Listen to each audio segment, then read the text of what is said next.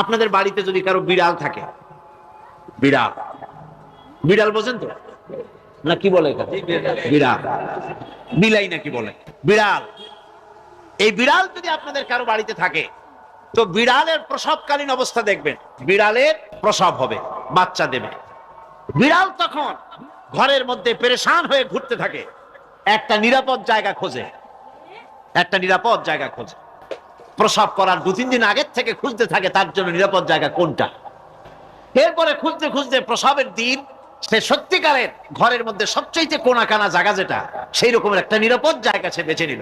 এরপরে বাচ্চা হলো।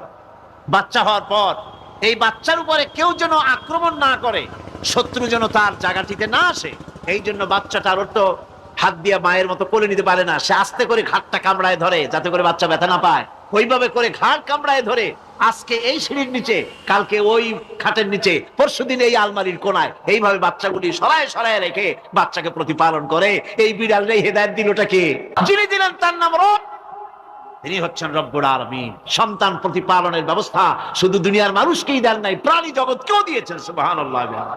বলেন, মুরগির বাচ্চা হলো, ডিমের থেকে বাচ্চা বেরোলো, এই বাচ্চাগুলি হয়েছে গতকাল। আজকে বাচ্চাগুলি আদার খাচ্ছে মায়ের সাথে, হঠাৎ করে একটা চিল এলো আর ওর মা একটা সিগন্যাল মারলো, সাথে সাথে বাচ্চাগুলি দৌড়াইয়া এমন পলান দিল, আপনি তো ভালো একাদশীর বাপেও তালাশ করে পাবে না যে মুরগির বাচ্চা পলাইলো কই। এখন ওই বাচ্চাটিকে এই সিগন্যাল সম্পর্কে কে অবহিত করলো যে এইরকম একটা আওয়াজ শুনলে এটা ভীতির আওয়াজ, এটা সাইরেন, এটা বিপদ সংকেত, এটা ডেঞ্জার সিগন্যাল, এটা শুনলে দেখলে তাড়াতাড়ি করে আত্মগোপন করবা। কে শিখাইলো? কে শিখাইলো? আল্লাহ পাক শিখাইছেন।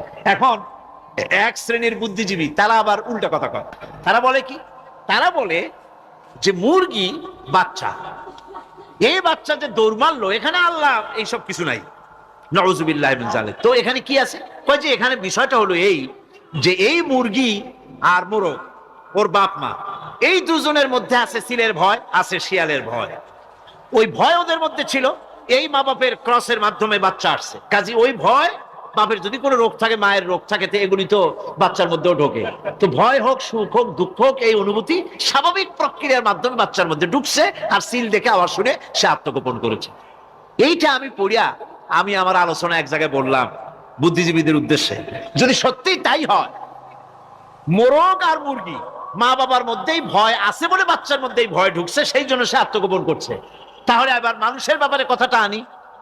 মানুষেরা সাপের ভয় করে না মহব্বত করে? কথার জবাব দিলে না, যখন তখন মনে হয় আপনারা সাপ বুঝি ভালোবাসেন। সাপ আমরা সকলেই ভয় পাই, মায়ও ভয় পায়, বাবাও ভয় পায়।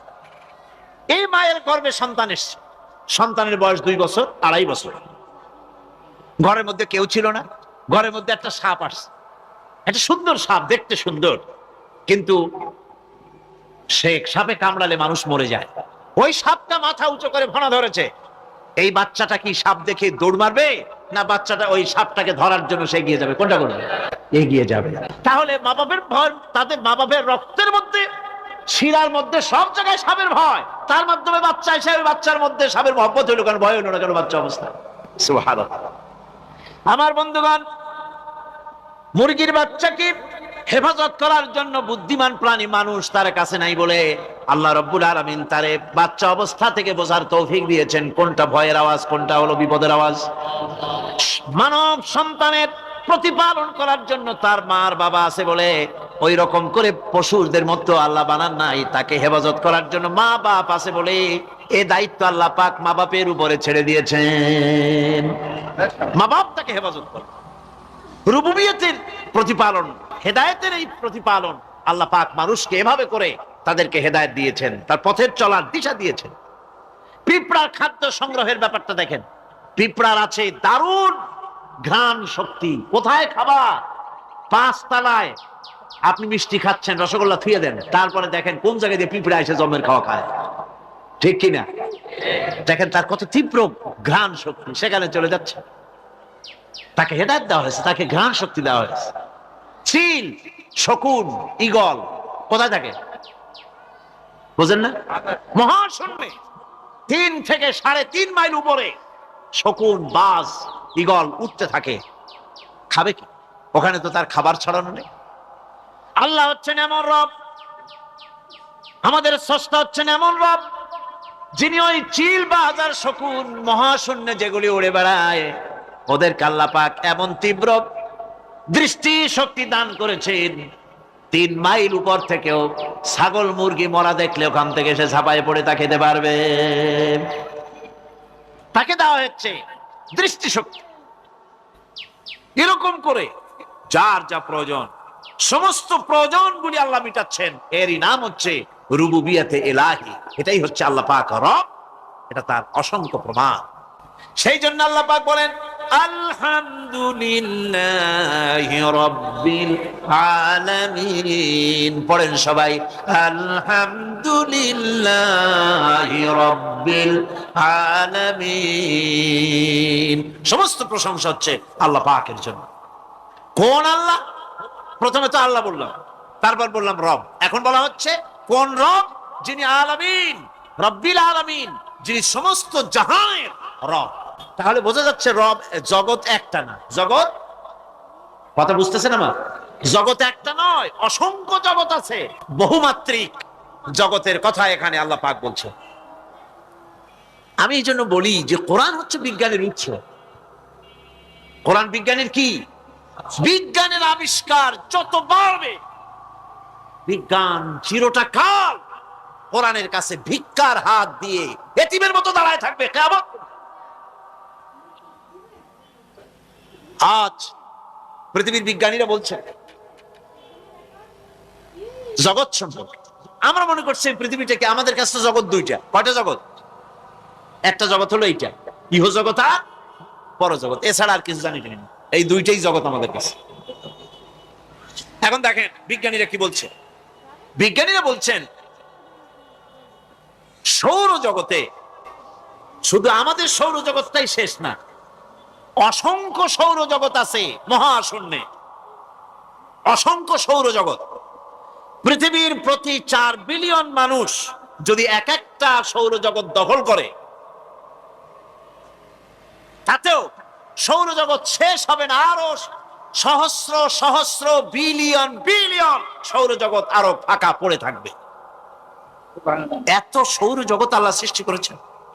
এই মহাশূন্যে বহুমাত্রিক জগতের কথা আল্লাহ পাক এখানে বলেছেন। এই পৃথিবী একটা জগৎ, এই মাটির তলে আছে আর এক জগৎ, সমুদ্রের ভিতরে আছে পানির তলার আর এক জগৎ।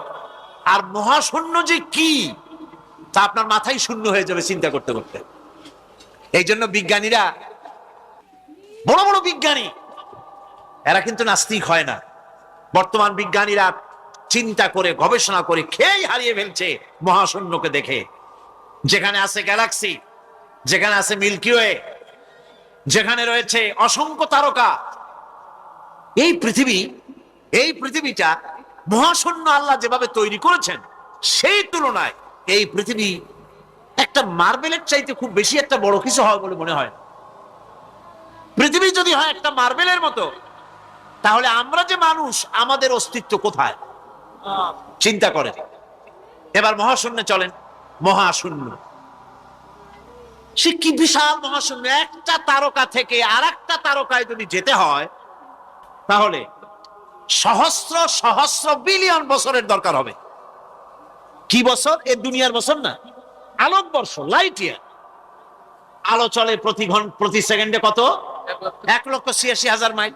এই 1,86,000 মাইলের সেকেন্ড, এর মিনিট, এর ঘন্টা, এর দিন, এর মাস, এর বছর, এই আলোকবর্ষ। সহস্র সহস্র আলোকবর্ষ পার হয়ে যাবে এক তারকা থেকে আর এক তারকায় পৌঁছানো সুকঠিন। এ ধরনের অসংখ্য তারকা আল্লাহ পাক তৈরি করে রেখেছেন। সূর্য হচ্ছে পৃথিবীর চাইতে 13 লক্ষ গুণ বড়। এরকম সূর্য বিজ্ঞানীরা এখন বলছে, আগে বলতো 1 কোটি সূর্যের চাইতে বড় তারকা, এখন বলতেছে এই রকমের পৃথিবীর চাইতে 13 লক্ষ গুণ বড় যে সূর্য, এরকম 3 কোটি সূর্য খাইয়ে ফেলাইতে পারে। এরকম সহস্র সহস্র তারকা এক একটা গ্যালাক্সির ভিতরে আল্লাহ পাক তৈরি করে গেছেন।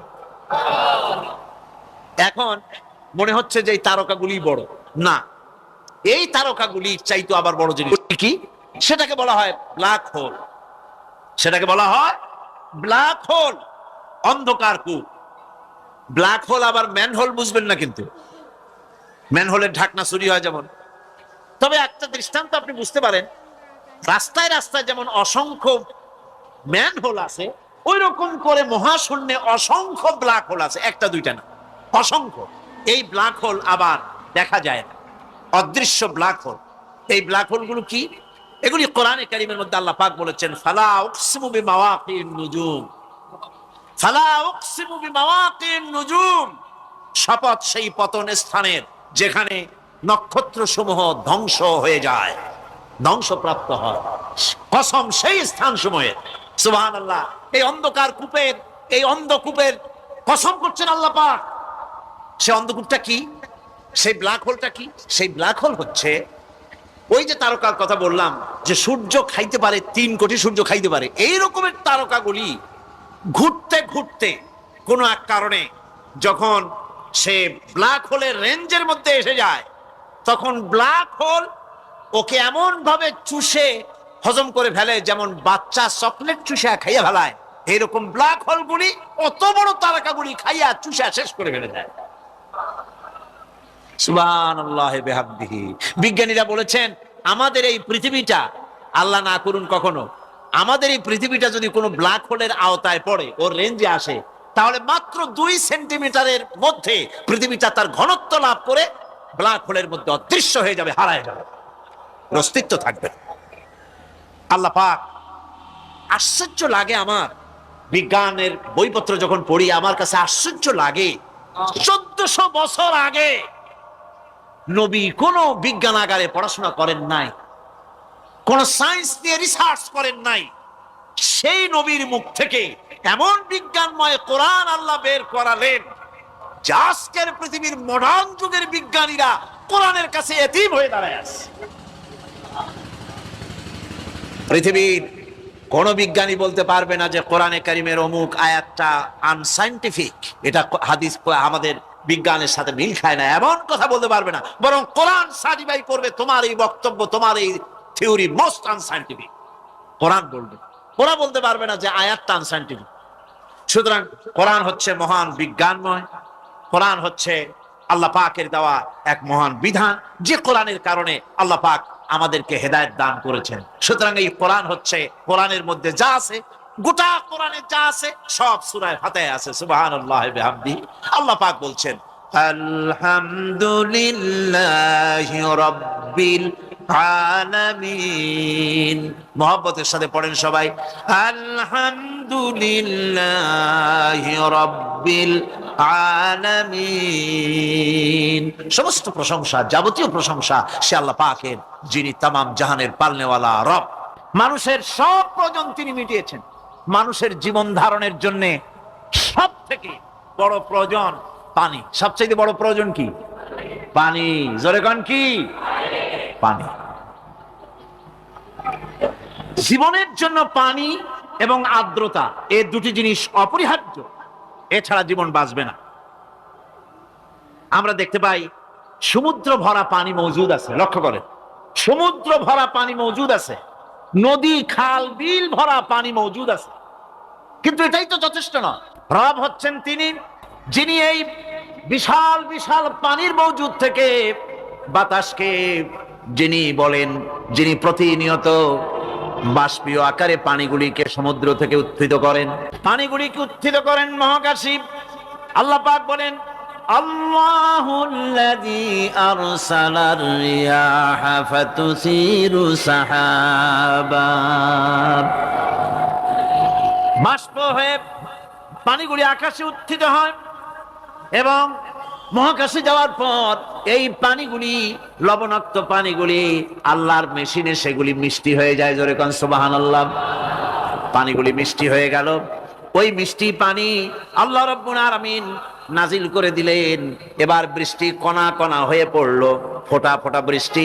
আল্লাহ খুঁজে দেখলেন বৃষ্টির ফোঁটাগুলি পৃথিবীর প্রতিটি কণা তালাশ করে তৃষ্ণার্ত কণাগুলিকে আল্লাহ পাক ভিজায় দিলেন। সেই জন্য তার নাম হলো রব। তিনি হচ্ছেন রব, প্রয়োজন মিটান। পানি সবচেয়ে প্রয়োজন বেশি, সেই পানি আল্লাহ পাক এভাবে সরবরাহ করলেন। জমিনের চারিদিকে নদী নালা রেখেছেন, জমিনকে আর্দ্র করেছেন, জমিনের ভিতরের পানি মিষ্টি করেছেন, টিউবওয়েল মারলে পরে, পাম্প করলে পরে ভিতর থেকে মিঠা পানি আল্লাহ পাক বের করে দেন, সুবহানাল্লাহ। এই মিষ্টি পানির ব্যবস্থা করেছেন। এরপরে তিনি ওই আল্লাহ পাক মিষ্টি পানির ব্যবস্থা করে বৃষ্টির মাধ্যমে পৃথিবীতে ফসল উৎপাদনের ব্যবস্থা করে দিলেন। পাক কোরআনে কারীমের মধ্যে বলেছেন, ওয়াজআলনা মিনাল মাই কুল্লা শাইইন হায়্য। পানি দ্বারাই আমি সব বস্তুকে সজীব রাখি। বৈশিষ্ট্যের দিক থেকে পানির রয়েছে অনেক গুণ, আশ্চর্য গুণ। পৃথিবীর ৭৫% হচ্ছে পানি। আকাশ থেকে অর্থাৎ চাঁদ থেকে যখন চাঁদে ভ্রমণকারীরা যখন ছবি তুলেছে, তো সেই ছবিতে ব্লু রং এসেছে বেশি, সবুজ এসেছে কম। সবুজ হলো গাছপালা, আর ব্লু হচ্ছে পানি। সমুদ্রের পানির রং হচ্ছে নীল। মানুষের শরীরের ভিতরে ৬০% পানি, গাছের মধ্যে রয়েছে পানি। পানি ছাড়া পৃথিবীর বাঁচার কোনো পথ নাই। আবার দেখেন, প্রচন্ড শীতের কারণে, ঠান্ডার কারণে যেসব এলাকায় তাপমাত্রা হিমাঙ্কের নিচে এসে যায়, সেই সব দেশে সমুদ্রের পানি আর দরিয়ার পানিগুলি বরফ হয়ে যায়। এই বরফ যখন হতে থাকে, তখন পানি তার নিজের তাপকে নিচের দিকে ছুটতে থাকে। উপরের তাপ বরফ হয়ে যায় ঠান্ডা, আর নিচে তাপ বিচ্ছুরিত করে দিয়ে পানির ভিতরে যত জলজ প্রাণী আছে আর উদ্ভিদ আছে, সবগুলিকে বাঁচায় রাখার ব্যবস্থা আল্লাহ রাব্বুল আলামিন এভাবে করে থাকে। এবার আল্লাহ রাব্বুল আলামিন বলছেন, এই পানি ছাড়া মানুষ বাঁচে না, প্রাণী বাঁচে না। পানি এমন এক জিনিস, এমন এক নিয়ামত আমি দান করলাম। আল্লাহ পাক বলেন, কুল আরাআইতুম ইন আসবাহা মাউকুম গাওরান ফামান ইয়াতিকুম বিমাইন মাইন। বলো দেখি, সবে শুকাইয়া যদি যায় এই জমিনের পানি, তাহলে হেথায় তটনির ধারা কে দিবে সবারে আনি। এই পৃথিবীর নদী নালা খাল বিল, জমিনের আভ্যন্তরীণ দিকে পানিগুলি যদি আমি আল্লাহ রাব্বুল আলামিন শুকায় দেই, তাহলে আমি আল্লাহ ছাড়া এমন কে আছে যে নতুন করে আবার পানির আমদানি করে দিতে পারে? আছে কেউ? আজ পানির শূন্যতা আমাদের দেশে দেখা যাচ্ছে।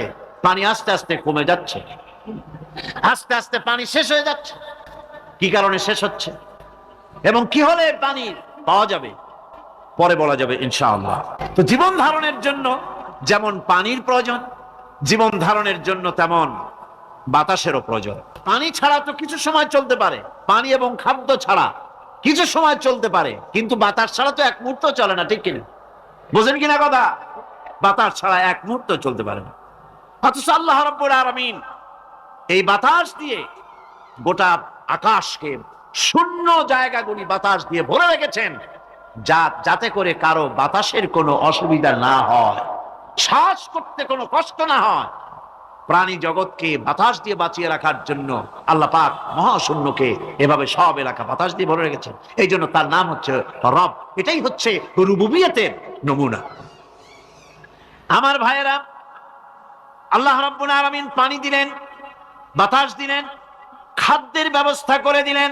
শস্য শ্যামল এলাকায় আল্লাহ পাক সব জায়গাগুলিতে শস্য শ্যামল হোক অথবা ঊষর ধূসর মরুভূমি হোক, সারা পৃথিবী জুড়ে আল্লাহ রাব্বুল আলামিন খাবারের দস্তরখান বিছায় রেখেছেন। ওয়ামা মিন দাব্বাতিন ফিল আরদি ইল্লা আলাল্লাহি রিজকুহা। এই পৃথিবীর বুকে এমন কোন বিচরণশীল জীব নাই যেই জীবের রিজকের দায়িত্ব আমি আল্লাহ আমার নিজ হাতে গ্রহণ করি নাই। জোরে বলেন সুবহানাল্লাহ। সব রিজেক আমি ছড়াই রেখেছি বিশ্ব জুড়ে সর্বত্র। আল্লাহ পাক বলছেন, ফালইয়ানজুরিল ইনসানু ইলা তাআমিহি আন্না সাবাবনাল মাআ সাব্বা সুম্মা শাকাকনাল আরদা শাক্কা ফাআমবাতনা ফিহা হাব্বা। আল্লাহ পাক বলছেন, মানুষের উচিত নিজ খাদ্যাদির দিকে লক্ষ্য করা, নিজের খাদ্যের দিকে লক্ষ্য করা। যেহেতু এই খাদ্য প্রতিদিন তার সামনে আসে, এদিকে তার লক্ষ্য করা উচিত। আমি প্রথমে জমিনের উপরে পানি বর্ষণ করি, পরে জমিনকে দীর্ণ বিদীর্ণ করি, এরপরে জমিনের ভিতরে উর্বরা শক্তি আমি দান করি। কে বলতেছেন কথা? আল্লাহ পাক বলছেন।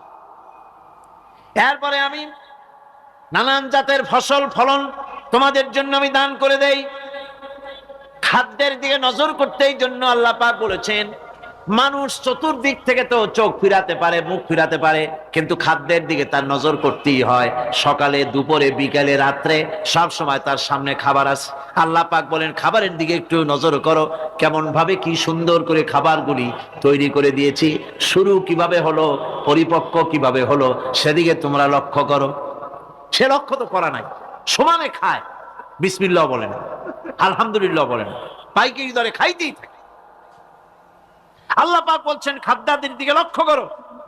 এই যে চাউল তোমরা খাচ্ছ, আটা খাচ্ছ, গম খাচ্ছ, মাছ খাচ্ছ, গোশ খাচ্ছ, তাম পৃথিবীর সমস্ত বিজ্ঞানীরা একত্রিত হয়ে একটা চাউল বানাইতে পারবে? জোরে কোন পারবে? না পারবে।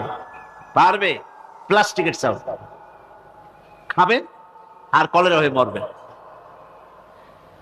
পৃথিবীর সমস্ত বিজ্ঞানীরা একত্রিত হয়ে একটি চাউল বানাতে পারবে না, একটা ডিম বানাতে পারবে না। পারবে একটা ডিম বানাতে? পারবে না।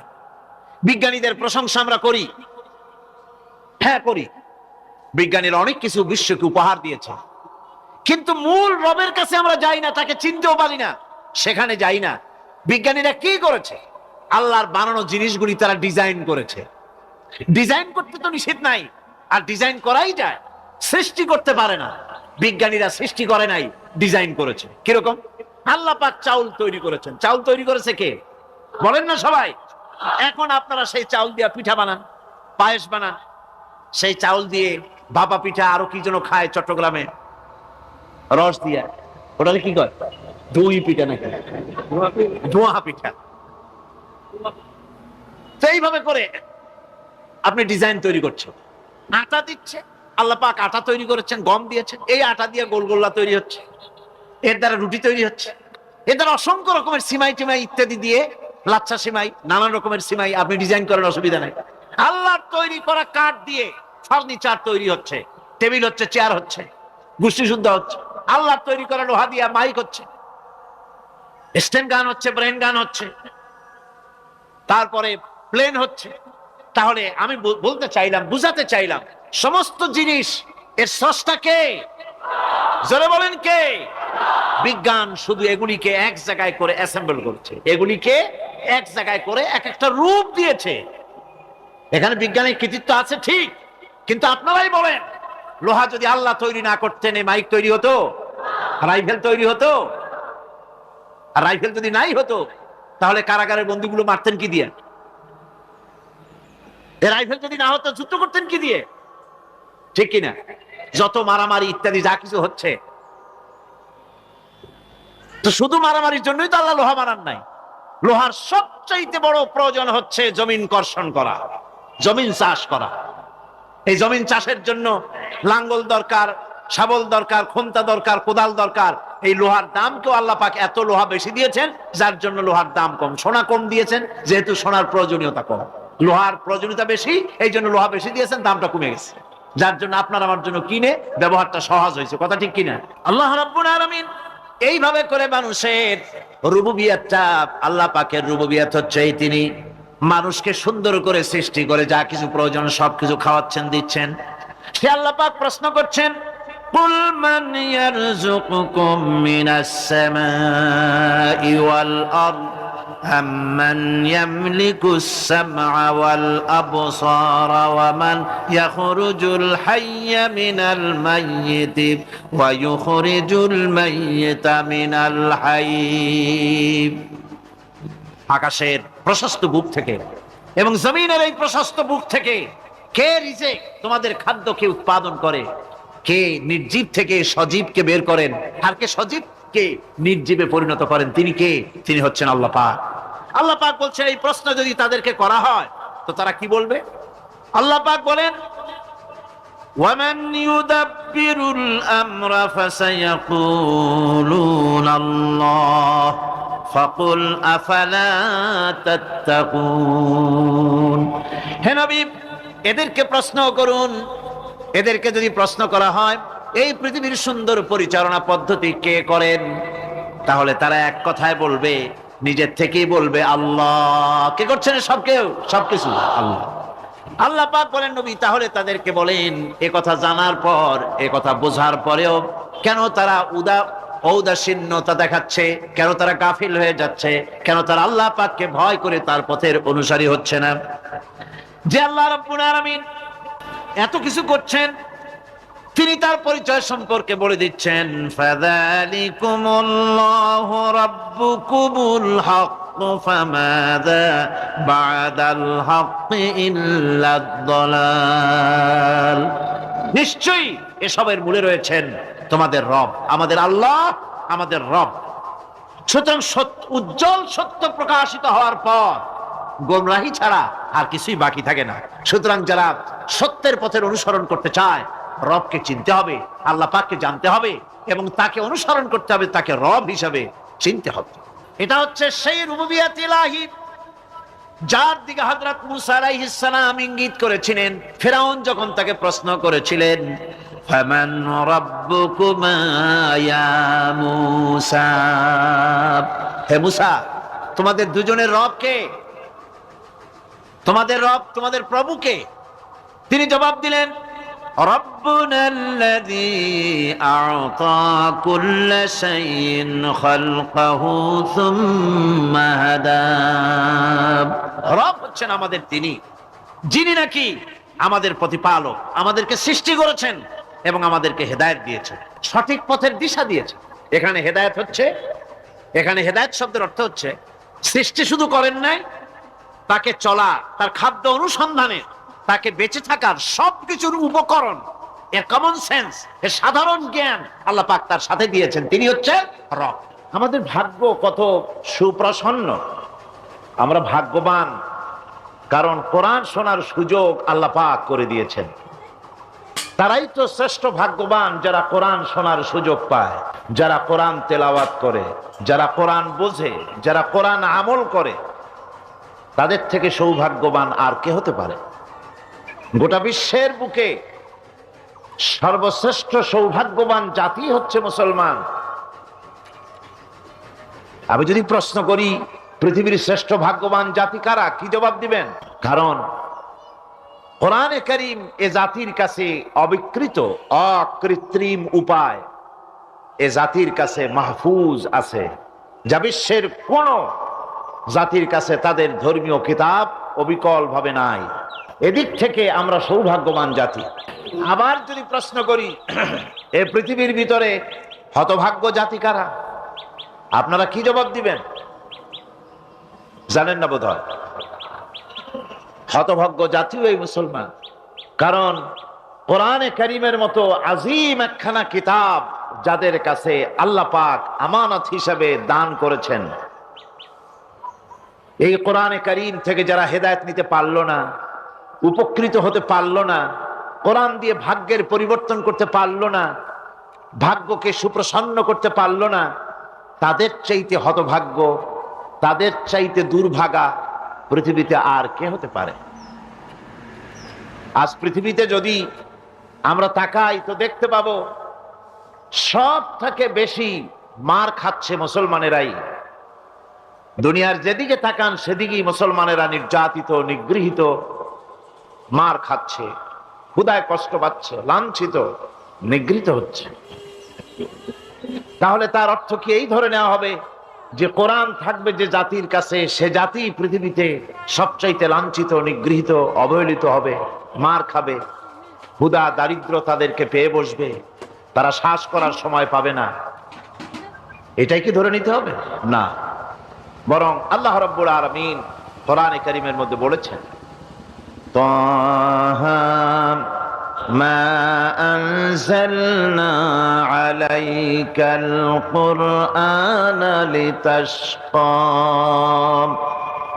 হে নবী, কোরআনে কারীম আমি আপনার প্রতি অবতীর্ণ করেছি এই জন্যে যে কোরআন আপনার ভাগ্যকে সৌভাগ্যে পরিণত করে দেবে, আপনাকে সৌভাগ্যবান বানাবে। কোরআন আপনার ভাগ্যকে বিলম্বিত করবে, পর্যুদস্ত করবে। আপনি ভাগ্যহারা হবেন, হতভাগ্য হবেন, এই জন্য তো কোরআন দেয়নি। কোরআন দিয়েছি ভাগ্যকে চমকায় দেওয়ার জন্য। যে কোরআন এলো, কোরআনের ধারক বাহকদের ভাগ্যের উন্নতির জন্যে সেই জাতি আজ কোরআন হারা হয়ে, কোরআন ছাড়া হয়ে পৃথিবীতে লাঞ্ছিত, অবমানিত। কোরআনই পারে একটা জাতিকে সঠিক পথ প্রদর্শন করতে। কোরআন পারে একটা জাতির আকীদা, বিশ্বাসকে দৃঢ় করে দিতে, বদ্ধমূল করে দিতে। সত্যিকারের মানুষ বানাতে পারে কোরআন। মানুষ বানাতে পারে কে? কোরআন। আমি এই জন্য মাঝে মধ্যে বলি, এই পৃথিবীতে যদি কোরআন না আসতো, এই পৃথিবীতে যদি নবী না আসতেন, এই পৃথিবীতে যদি আল্লাহ নবী না পাঠাতেন, কোরআন না দিতেন, কিতাব না দিতেন, ইসলাম না দিতেন, শুধু মানুষ পৃথিবীতে বাস করত, তাহলে এই বিশ্বের সমস্ত মানব মণ্ডলী যেখানে বাস করত, এই পৃথিবীটা মানুষের পৃথিবী বলা চলতো না। এই পৃথিবী হতো একটা পশুর বিচরণ ক্ষেত্র। কোরআন মানুষকে মানুষ বানিয়েছে। লাইসাল বিররা আন তুওয়াল্লু ওয়ুজুহাকুম কিবালাল মাশরিকি ওয়াল মাগরিবি ওয়ালাকিন্নাল বিররা মান আমানা বিল্লাহি ওয়াল ইয়াউমিল আখিরি ওয়াল মালাইকাতি ওয়াল কিতাবি ওয়ান নাবিয়্যিন। পূর্ব পশ্চিমে মুখ ঘুরানো, পূর্ব পশ্চিমে মুখ ফিরানো, এটাই পুণ্যবান, নেককার, সৎকার হওয়ার জন্য যথেষ্ট নয়। প্রকৃতপক্ষের মুমিন নেককার হওয়ার জন্য যে শর্তগুলি আল্লাহ পাক আরোপ করেছেন, তা হচ্ছে, 1 নম্বরে কি মনে আছে?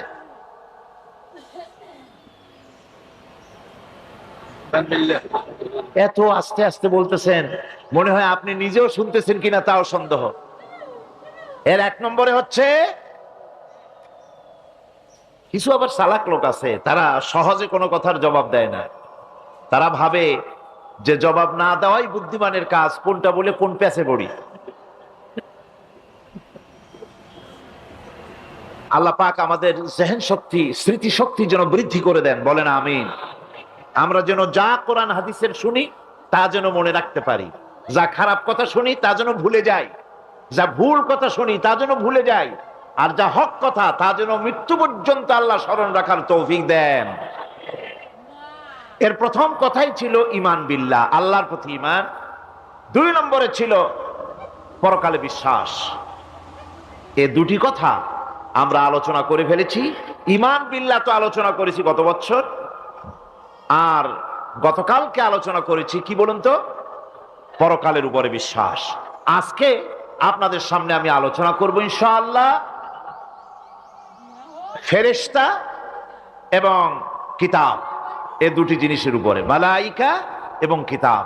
ফেরেশতার উপরে ঈমান আনতে হবে, কিতাবের উপরে ঈমান আনতে হবে। শুধু পূর্ব পশ্চিমে কতগুলো সেজদা দিলেই, এতে যদি কপালে দাগও পড়ে যায়, এটি একটি উপমা আল্লাহ দিয়েছেন, একটা উপমা, একটা দৃষ্টান্ত দিয়েছেন যে পূর্ব পশ্চিমে মুখ ঘুরানো এটা একটি উপমামূলক কথা। এটাই যথেষ্ট নয়, ঈমান আনতে হবে, বিষয়টা বুঝতে হবে, আকীদাকে মজবুত করতে হবে। আজকে মালাইকা, ফেরেশতা সম্পর্কে আমরা আলোচনা করব, তারপরে কিতাব সম্পর্কে আলোচনা করব। ওমা তৌফিকি ইল্লা বিল্লাহ। ফেরেশতাদের প্রতি ঈমান, এটা হচ্ছে আল্লাহর প্রতি ঈমানের পরিপূর্ণতা মাত্র। আল্লাহর উপরে ঈমানটা পরিপূর্ণ করতে হলে ফেরেশতাদের উপরে বিশ্বাস করতে হবে। এর উদ্দেশ্য শুধু ফেরেশতাদের উপরে স্বীকৃতি দানই নয়, বরং প্রকৃতপক্ষে এই বিশ্ব ব্যবস্থায় তাদের স্থান কি এটা জেনে নিতে হবে। ফেরেশতারা হচ্ছে আল্লাহ রাব্বুল আলামিন তার আজ্ঞাবহ গোলাম, আল্লাহ পাকের, তারা হচ্ছেন দাস, আল্লাহ পাকের বান্দা, আমাদের মতো। আমরা যেমন আল্লাহর গোলাম, ফেরেশতারাও আল্লাহর গোলাম। এই ফেরেশতা সম্পর্কে পৃথিবীর বিভিন্ন ধর্মের, বিভিন্ন রকমের কনসেপশন আছে। এই ফেরেশতাদেরকে ইংরেজিতে অ্যাঞ্জেল বলা হয়। যার চরিত্র খুব ভালো ভালো লাগে লোকেরা বলে অ্যাঞ্জেলিক ক্যারেক্টার, এটা ফেরেশতা ধরনের চরিত্র লোকটা, এরকম বলে থাকে। সুতরাং খ্রিস্টান হোক, ইহুদি হোক, আর হিন্দু হোক, যে কোনো জাতের লোক হোক, ফেরেশতায় তারা বিশ্বাস করে। আর এই ফেরেশতাদের উপরে তাদের বিশ্বাসটা হচ্ছে বিকৃত। কি ধরনের? কারো মতে ফেরেশতা হচ্ছে প্রকৃতির সন্তান, কারো মতে ফেরেশতা হচ্ছে আল্লাহর মেয়ে। নাউযুবিল্লাহি মিন যালিক। যার কারণে সূরা আন-নাজমের মধ্যে আল্লাহ পাক এর প্রতিবাদ করেছেন। আল্লাহ পাক বলছেন, ওরা দাবি করলো ফেরেশতা হচ্ছে আল্লাহর মেয়ে। আল্লাহ পাক বলছেন, আলাকুমুদ যাকারু ওয়া লাহুল উনসা তিলকা ইযান কিসমাতুন দিজা। কি হে, তোমরা ছেলেগুলি নিজেদের জন্য নিয়ে নিলে আর মেয়েগুলি আমার ভাগে ফেলে দিলে, এটা কি ধরনের অসম বন্টন? ফেরেশতাকে তারা বলেছে আল্লাহর মেয়ে, আবার কেউ বলেছে ফেরেশতারা আল্লাহর ছেলে। তারপরে কেউ কেউ বলেছে ফেরেশতা হচ্ছে আল্লাহর মদদগার, আবার কেউ কেউ বলেছে ফেরেশতা হচ্ছে মানুষের অভিযোগ শ্রবণকারী, মানুষের প্রয়োজনকারী, প্রয়োজন পূরণকারী। এখন এসব ধারণা এবং বিশ্বাসের কারণে দুনিয়ায় শিরক এবং বিদআতের প্রচলন ঘটেছে। কোরআনে কারীম বিশ্ব ব্যবস্থায় ফেরেশতাদের অবস্থান কি সেটা পরিষ্কার করতে চায়, যাতে করে শিরকের সমস্ত দরজা বন্ধ হয়ে যায় আর তাওহীদের দরজা নির্ভেজাল ভাবে খুলে যায়। ইসলামের মূল বক্তব্যই হচ্ছে তাওহীদকে প্রতিষ্ঠা করা। কি প্রতিষ্ঠা করা? তাওহীদকে প্রতিষ্ঠা করা, আর শিরক আর বিদআতের শিকড় শুদ্ধ তুলে ফেলা। এটাই হচ্ছে ইসলামের মূল আইডিয়া। কোরআনের ভাষায় স্পষ্ট করে বলা হয়েছে যে ফেরেশতারা আল্লাহর মেয়েও নয়, আল্লাহর ছেলেও নয়, তারা হচ্ছে আল্লাহর বান্দা। বলুন তো ফেরেশতারা আল্লাহর কি? কোরআনে কারীমে রব্বুল আলামিন বলেন, وقالوا اتخذ الرحمن ولدا سبحانه بل عباد مكرمون। কাফেররা বলে দয়াময় কাউকে পুত্র বানিয়ে নিয়েছেন। পবিত্র সেই সত্তা যিনি, যার সম্পর্কে তারা এই বাজে কথাগুলি বলে, তার কোনো ছেলেও নাই, তার কোনো মেয়েও নাই। ফেরেশতারা তো তার সম্মানিত বান্দা মাত্র।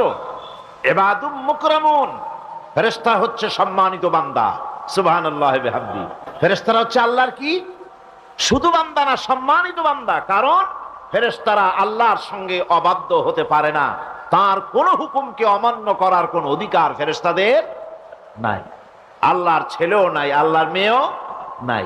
এ কথাটি ছোট্ট সূরার মধ্যে তাওহীদের একটা ক্লিয়ার কনসেপশন আল্লাহ পাক দিয়েছেন, ছোট্ট একটি সূরার ভিতরে। আমার কাছে মনে হয় যেন এই ছোট্ট সূরাটি মধ্যে, এটা মনে হয় যেন একটি ঝিনুক, আর এর ভেতরে সমস্ত পৃথিবীর সমুদ্র আর মহাসমুদ্রের পানিগুলি ঢুকায় দেওয়া হয়েছে। ছোট্ট একটি সূরা তাওহীদকে এমন ভাবে প্রকাশিত হয়েছে এই সূরার মাধ্যমে, যা অন্য কোথাও এত পরিষ্কার আসেনি। আল্লাহ পাক সব জায়গায় বলেছেন, কিন্তু ছোট্ট সূরায় এক কথায় তাওহীদ প্রকাশিত হয়ে গেছে। কি? কুল হুয়াল্লাহু আহাদ।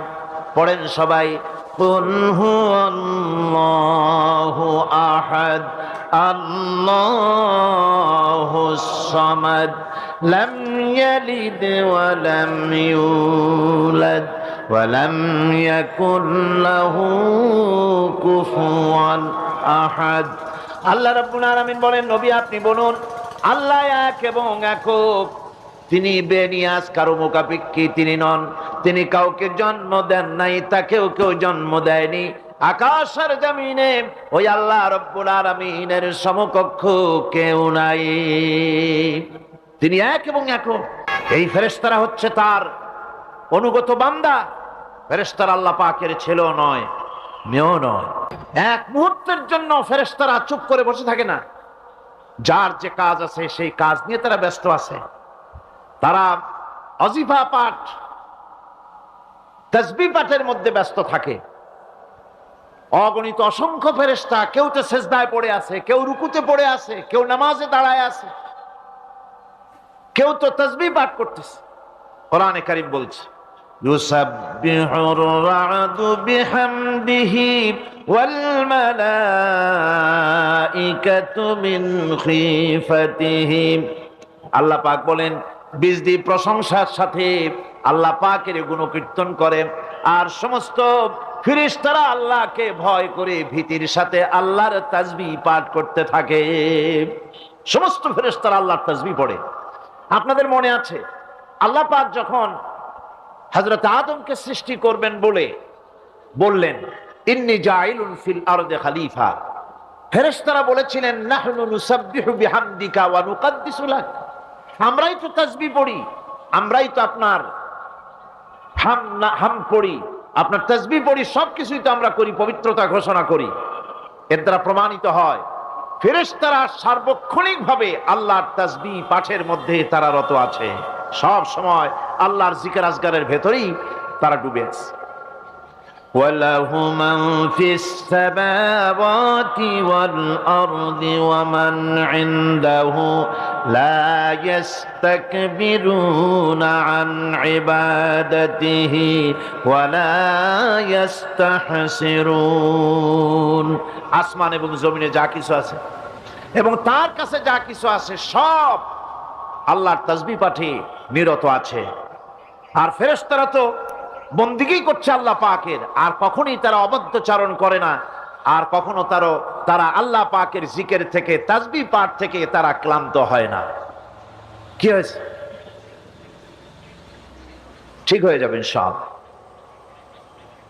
আল্লাহ পাক তাদের সম্পর্কে আবার বলেন ইউসাব্বিহুনাল লাইলা ওয়ান নাহারা লা ইয়াফতুরুন।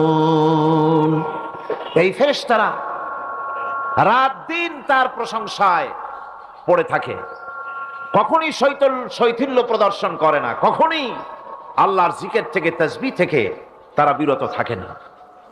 এ ধারণার মধ্য দিয়ে কোরআনে কারীম মানুষকে স্পষ্ট করে বলছে যে ফেরেশতারা হচ্ছে আল্লাহর গোলাম, আল্লাহর বান্দা। তারা তোমাদের প্রয়োজন পুরা করতে পারে না, তারা তোমাদের ভাগ্যের কোনো উন্নতি করে দিতে পারে না, তারা আল্লাহর ছেলেও নয়, আল্লাহর মেয়েও নয়, এরা হচ্ছে আল্লাহর বান্দা।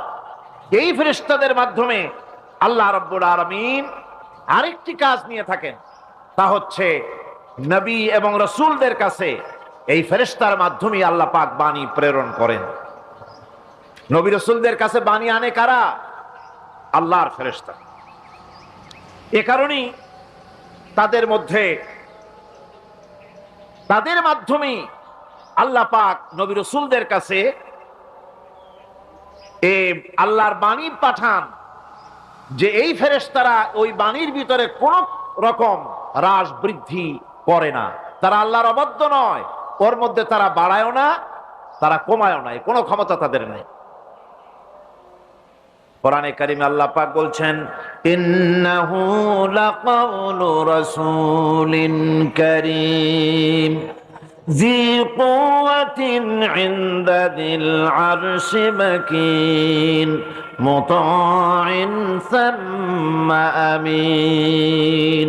নিঃসন্দেহে এক সম্মানিত বার্তাবাহকের বর্ণনা, এক ফেরেশতার বর্ণনা। আরশ অধিপতির কাছে তিনি সম্মানিত। জিবরাইল আলাইহিস সালামের কথা বলা হচ্ছে। হযরতে জিবরাইল আমিন তিনি আল্লাহর কাছে সম্মানিত, অনুগত এবং তিনি বিশ্বাসী। আল্লাহ পাকের পক্ষ থেকে তিনি বাণী বহন করে নিয়ে আসেন, আর এর ভিতরে কোন রকম হ্রাস বৃদ্ধি করার কোনো ক্ষমতা ফেরেশতার নাই।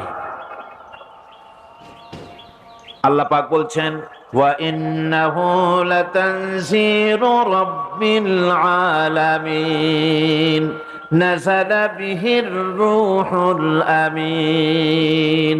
নিঃসন্দেহে এটা হচ্ছে রব্বুল আলামিনের পক্ষ থেকে অবতীর্ণ করা কিতাব, যা নিয়ে বিশ্বস্ত আত্মা অবতরণ করেছেন, অর্থাৎ হযরতে জিবরাইল আমিন। আল্লাহ পাক তাকে বিশ্বস্ত বলেছেন, শাদীদুল কুওয়া বলেছেন, প্রচন্ড ক্ষমতা তার, আল্লাহ পাক বলেছেন। এর থেকে জানা গেল যে ফেরেশতাদের প্রতি ঈমান শুধু আল্লাহর প্রতি ঈমানের জন্যই নয়, বরং কিতাবের প্রতি, নবীদের প্রতি ঈমান আনার জন্য ফেরেশতাদের প্রতি ঈমান আনা জরুরি। ফেরেশতাদের উপর ঈমান আনা কি জরুরি, অত্যন্ত জরুরি। ফেরেশতাদের উপর তৃতীয় আরেকটি কারণে ঈমান আনতে হয়, সেটা হচ্ছে আল্লাহ পাক তাদের মাধ্যমেই কাজগুলি করে থাকেন। ফেরেশতারা হচ্ছে আল্লাহ পাকের রাষ্ট্রীয় কর্মচারী, আল্লাহ পাকের স্টাফ।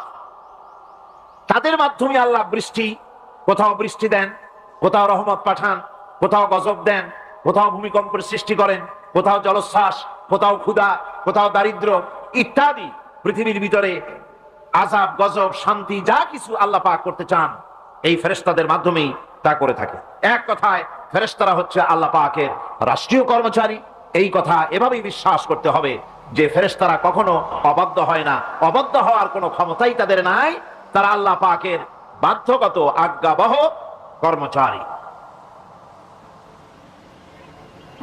ফেরেশতাদের উপরে ঈমানটা এই পর্যন্তই আমি আপনাদের সামনে বললাম। ফেরেশতাদের প্রতি ঈমান আনার ব্যাপারে এই তিনটি কথা আপনাদের সামনে পেশ করেছি। এখন 3 নম্বরে যে কথাটি বিশ্বাস করতে হবে সেটা হলো কিতাব। কিসের উপর ঈমান? কিতাবের প্রতি ঈমান। ইসলামের পরিভাষায় কিতাব বলতে বোঝানো হয় সেই বাণীকে, সেই নির্দেশকে, সেই গ্রন্থকে। বড় বড় কিতাব, তার মধ্যে সর্বশেষ যে কিতাবখানি তার নাম হচ্ছে কোরআন। জোরে বলেন, তার নাম কি? আল কোরআন। এটি হচ্ছে সবচেয়ে বড় কিতাব এবং মোকাম্মাল কিতাব। অন্যান্য কিতাবগুলিতে যা বলা হয়েছে তার থেকে অনেক বেশি শরীয়তকে মোকাম্মাল করে আল্লাহ রাব্বুল আলামিন কোরআনে কারীমের মধ্যে এটাকে পরিপূর্ণ করে দিয়েছেন। নবুয়ত আর কিতাব দুটির জিনিসের ভিতরে একটা সম্পর্ক আছে। নবুয়ত এবং কিতাব দুটোই আল্লাহর পক্ষ থেকে আসছে। নবুয়ত আসছে কার কাছ থেকে? আর কিতাব আসছে আল্লাহর কাছ থেকে। নবুয়ত এর দাবি কেউ নিজের থেকে করতে পারে না। এই কথা আমি বহুবার আপনাদের সামনে আলোচনা করেছি। নবী দাবির ভিত্তিতে হয় না, নবী আল্লাহ বানান। ইলেকশন করে, নির্বাচন করে এমপি বানানো যায়, মন্ত্রী বানানো যায়, প্রেসিডেন্ট বানানো যায়, চেয়ারম্যান বানানো যায়, মেম্বার বানানো যায়, কিন্তু ইলেকশন করে নবী বানানো যায় না। নবী ইলেকশনে হয় না, নবী হয় কিসে? সিলেকশন। নবী কিসে হয়? সিলেকশনে। সিলেকশনটা করেন কে? আল্লাহ রাব্বুল আলামিন। সুতরাং নবী আল্লাহর কাছ থেকে আসে, আর কিতাবও আল্লাহর কাছ থেকে আসে। নবী যদি কিতাব ছাড়া আসতেন, খুব ভালো করে বোঝেন, নবী যদি কিতাব ছাড়া আসতেন আর কিতাব যদি নবী ছাড়া আসতো, তাহলে মানুষের ধর্ম পালন, জীবনের কর্তব্যবোধ, জীবন পরিচালনা এবং ধর্মকে অনুধাবন করা দারুণভাবে সুকঠিন হয়ে পড়ত। কোরআনের নমুনাই হচ্ছে, কিতাবের নমুনা হচ্ছেন আম্বিয়ারা। আম্বিয়া আলাইহিমুস সালাম, তারা হচ্ছেন কিতাবের নমুনা। কিতাবও যার, নবীও সেই আল্লাহ সুবহানাহু ওয়া তাআলা। কোরআন হচ্ছে একটা থিওরি, আর নবীরা হচ্ছেন, কিতাব হচ্ছে থিওরি, নবীরা হচ্ছেন তার প্র্যাকটিক্যাল। থিওরি আর প্র্যাকটিক্যাল দুটো জিনিস এক নয়। যেমন আমি যদি কাগজে লিখি র দন্তেশ্ব গয় ওকার লয় লয় আকার, কাগজে লিখে দিলাম, কি হলো কন্ত? বলুন সবাই, কি হলো? এখন যদি আপনারা এইটার উপরে চাটেন, মিষ্টি লাগবে? বলবেন মিষ্টি কেমনে লাগবে, ওর মধ্যে দুধ নাই, চিনি নাই। আচ্ছা ঠিক আছে, লিখে দিলাম দুধ, চিনি ইত্যাদি যা যা লাগে সব লিখা কাগজটারে গোল বানাই দিলাম। এখন যদি চাবান, তাও কি মিষ্টি লাগবে? লাগবে না। মিষ্টি লাগবে কি হলে? দুধ কিনতে হবে, ছানা বানাতে হবে, চিনি শিরা তৈরি করতে হবে, তারপরে রসগোল্লা বানাতে হবে, এরপরে আপনি ফ্রিজে রাখবেন, চামচ দিয়ে কাটবেন, মজা করে খাবেন, তখন আপনার ভালো লাগবে, ঠিক কিনা? এখন ভালো লাগলো কেন? যেহেতু এটা প্র্যাকটিক্যালে আসছে। আর আগে কাগজ চেটেছেন, কাগজ চাবাইছেন, ভালো লাগে নাই, কারণ থিওরি চাবাইছেন। প্র্যাকটিক্যালে না আসা পর্যন্ত মজা পাওয়া যাবে না। সেই জন্যে কোরআন হচ্ছে একটা থিওরি, কাগজে লেখা একটা থিওরি। এই থিওরিটা আল্লাহ রাব্বুল আলামিনের। এই থিওরি যদি প্র্যাকটিক্যাল না থাকে, মডেল না থাকে, আদর্শ না থাকে, তাহলে তা পালন করা মানুষের জন্য দুঃসাধ্য, সুকঠিন। এই জন্য আল্লাহ সুবহানাহু ওয়া তাআলা কোরআনের মুজাসসাম নমুনা হিসেবে পেশ করেছেন মুহাম্মদুর রাসূলুল্লাহ সাল্লাল্লাহু আলাইহি ওয়াসাল্লাম। তিনি হচ্ছেন কোরআনের মডেল। সুবহানাল্লাহি ওয়া বিহামদিহি। যার জন্য তিনি স্পষ্ট করে বলতে পেরেছেন যে কথা কেউ বলতে সাহস পায়নি, যে কথা নবী বলেছেন। আল্লাহর নবী বলেছেন, ও আমার সাহাবীরা, দিনের আলোতে তোমরা আমার ভিতরে যা দেখতে পাও, রাতের বেলায় আমার ভিতরে তোমরা যা দেখতে পাও। ও আমার স্ত্রীরা, দিনের আলোতে আমার ভিতরে যা দেখতে পাও, রাতের আধারে আমার মধ্যে যা দেখতে পাও, যে সব আচরণ, আমার চলাফেরা, দিন ও রাতের আলোচনাগুলি, দিন ও রাতের চরিত্রগুলি, দিন ও রাতের আমার কর্তব্য পালন, আমার মধ্যে যা দেখতে পাও সবগুলি খুলে খুলে মানুষের সামনে বলে দাও। এই কথা তো আর কেউ বলতে পারেনি পৃথিবীতে। নবীরা ছাড়া এত বড় কথা পৃথিবীর আর কেউ বলতে সাহস পাবে না। কথা ঠিক কিনা কোন? জোরে বলেন, পারবে বলতে? যত বড়ই মুহাদ্দিস হোক, মওলানা হোক, খাজা বাবা হোক, নামের আগে যতই 5 হাত লম্বা ডিগ্রি লাগান না কেন, কাগজে যখন নাম লেখে হুঁশ থাকে না। কত যে লেখে, কি যে লিখলে, শুধু নামের সামনে আলাইহিস সালাম টুক বাদ রাখে, আর সব লিখে আবেগের ঠেলায় অস্থির হয়ে যায়। কোন ব্যক্তি আছেন যিনি বলতে পারবেন আমার শৈশবকালীন, যৌবনকালীন, বৃদ্ধকালীন, রাতের, দিনের সব ঘটনা মানুষের কাছে বলে দাও? কেউ কি পারবে বলতে? না, কেবলমাত্র পারবে আম্বিয়া আলাইহিমুস সালাম। যেহেতু আল্লাহ রাব্বুল আলামিন তাদেরকে কন্ট্রোল করেছেন, হেফাজত করেছেন, তারা হচ্ছেন চরিত্রের আধার, অনুপম চরিত্রের উৎস, উৎকৃষ্ট নমুনা, যাদের চরিত্রের ভিতরে কোনো কালিমা নাই, ভুল নাই, গুনাহ নাই। মুহাব্বতের সাথে বলেন সুবহানাল্লাহ। আল্লাহর কাছে কোন লোক যদি তাহাজ্জুদের নামাজ পড়ে, কোন পুরুষ, সে যা সওয়াব পাবে, নারী তাহাজ্জুদ পড়লে সেই সওয়াব পাবে না, এমনটি নয়। পুরুষ হজ করে যে সওয়াব পাবে, নামাজ পড়ে যে সওয়াব পাবে, নারীও তা পাবে। জোরে বলেন সুবহানাল্লাহ। আল্লাহর কাছে নারী এবং পুরুষ কি? মানুষ হিসেবে তারা উভয় সমান। কিন্তু এই নারীদের জীবনের 3টে স্তর। কটি স্তর? 3টে স্তর। একটা হচ্ছে কন্যা, বধূ, মাতা। নারীর জীবনের এই 3টে স্তর। ভালো করে শুনুন, কন্যা, বধূ, মাতা। এখন কন্যা হিসাবে নারীর মর্যাদা, বধূ হিসাবে নারীর মর্যাদা, মা হিসাবে নারীর মর্যাদা। নারীকে ইসলাম কি দিল সেটা শুনুন। আল্লাহর নবী বলেছেন, কোন ব্যক্তির যদি 3টা কন্যা সন্তান হয়, আর ওই 3টা কন্যা সন্তানকে যদি সে আদব শিক্ষা দিতে পারে, ইসলামী তরবিয়াত দিতে পারে, আর যদি স্নেহ দিয়ে লালন পালন করতে পারে, তাহলে ওই কন্যার পিতা আর আমি মুহাম্মদ সাল্লাল্লাহু আলাইহি ওয়াসাল্লাম বেহেশতের ভিতরে পাশাপাশি অবস্থান করব। সুবহানাল্লাহ পড়ে। এ কথা কিন্তু রাসূলুল্লাহ কোথাও বলেন নাই যে কারো যদি 3টা ছেলে হয় তো আমার সাথে আর সে বেহেশতে একসাথে থাকবে, না, তা বলা হয় নাই। বলা হয়েছে কন্যার ব্যাপারে। কার ব্যাপারে বলা হলো? ভালো করে শুনুন। রাসূলুল্লাহ বলছেন, কোন ঘরে যখন একটি সন্তান, একটি কন্যা সন্তান জন্মগ্রহণ করে, তখন একজন ফেরেশতা সেই ঘরে ঢোকে, একজন রহমতের ফেরেশতা আসে। ওই রহমতের ফেরেশতা ঘরের মধ্যে ঢুকে বলে, আসসালামু আলাইকুম ইয়া আহলাল বাইত, হে ঘরের মালিকের আল্লাহর রহমত তোমাদের উপরে বর্ষিত হোক। এই কথা বলে ওই ফেরেশতা ঘরের মধ্যে গিয়ে কন্যার মাথার উপরে হাত বুলায় আর বলতে থাকে, এই কন্যা সন্তানটি একটা দুর্বল শরীর থেকে বেরিয়ে এসেছে, এও একটা দুর্বল দেহ, একে যে লালন পালন করবে, দয়া দিবে, স্নেহ দিবে, আল্লাহ রাব্বুল আলামিনের সাহায্য কিয়ামত পর্যন্ত তার সাথে থাকবে। অথচ আমাদের দেশে দেখা যায় মেয়ে হলে অনেকের মুখ কালো হয়ে যায়। বন্ধুরা জিজ্ঞেস করে, মিয়া শুনছিলাম তোমার বউর নাকি বাচ্চা হবে, তা অনেক মাস হয়ে গেল, কোনো খবর টবর তো পাইলাম না। কয় যে ভাই, আশা করছিলাম যা তা হয় নাই, সেই জন্য টেলিফোনও করি নাই। কি হয়েছে বলে, একটা মেয়ে হয়েছে।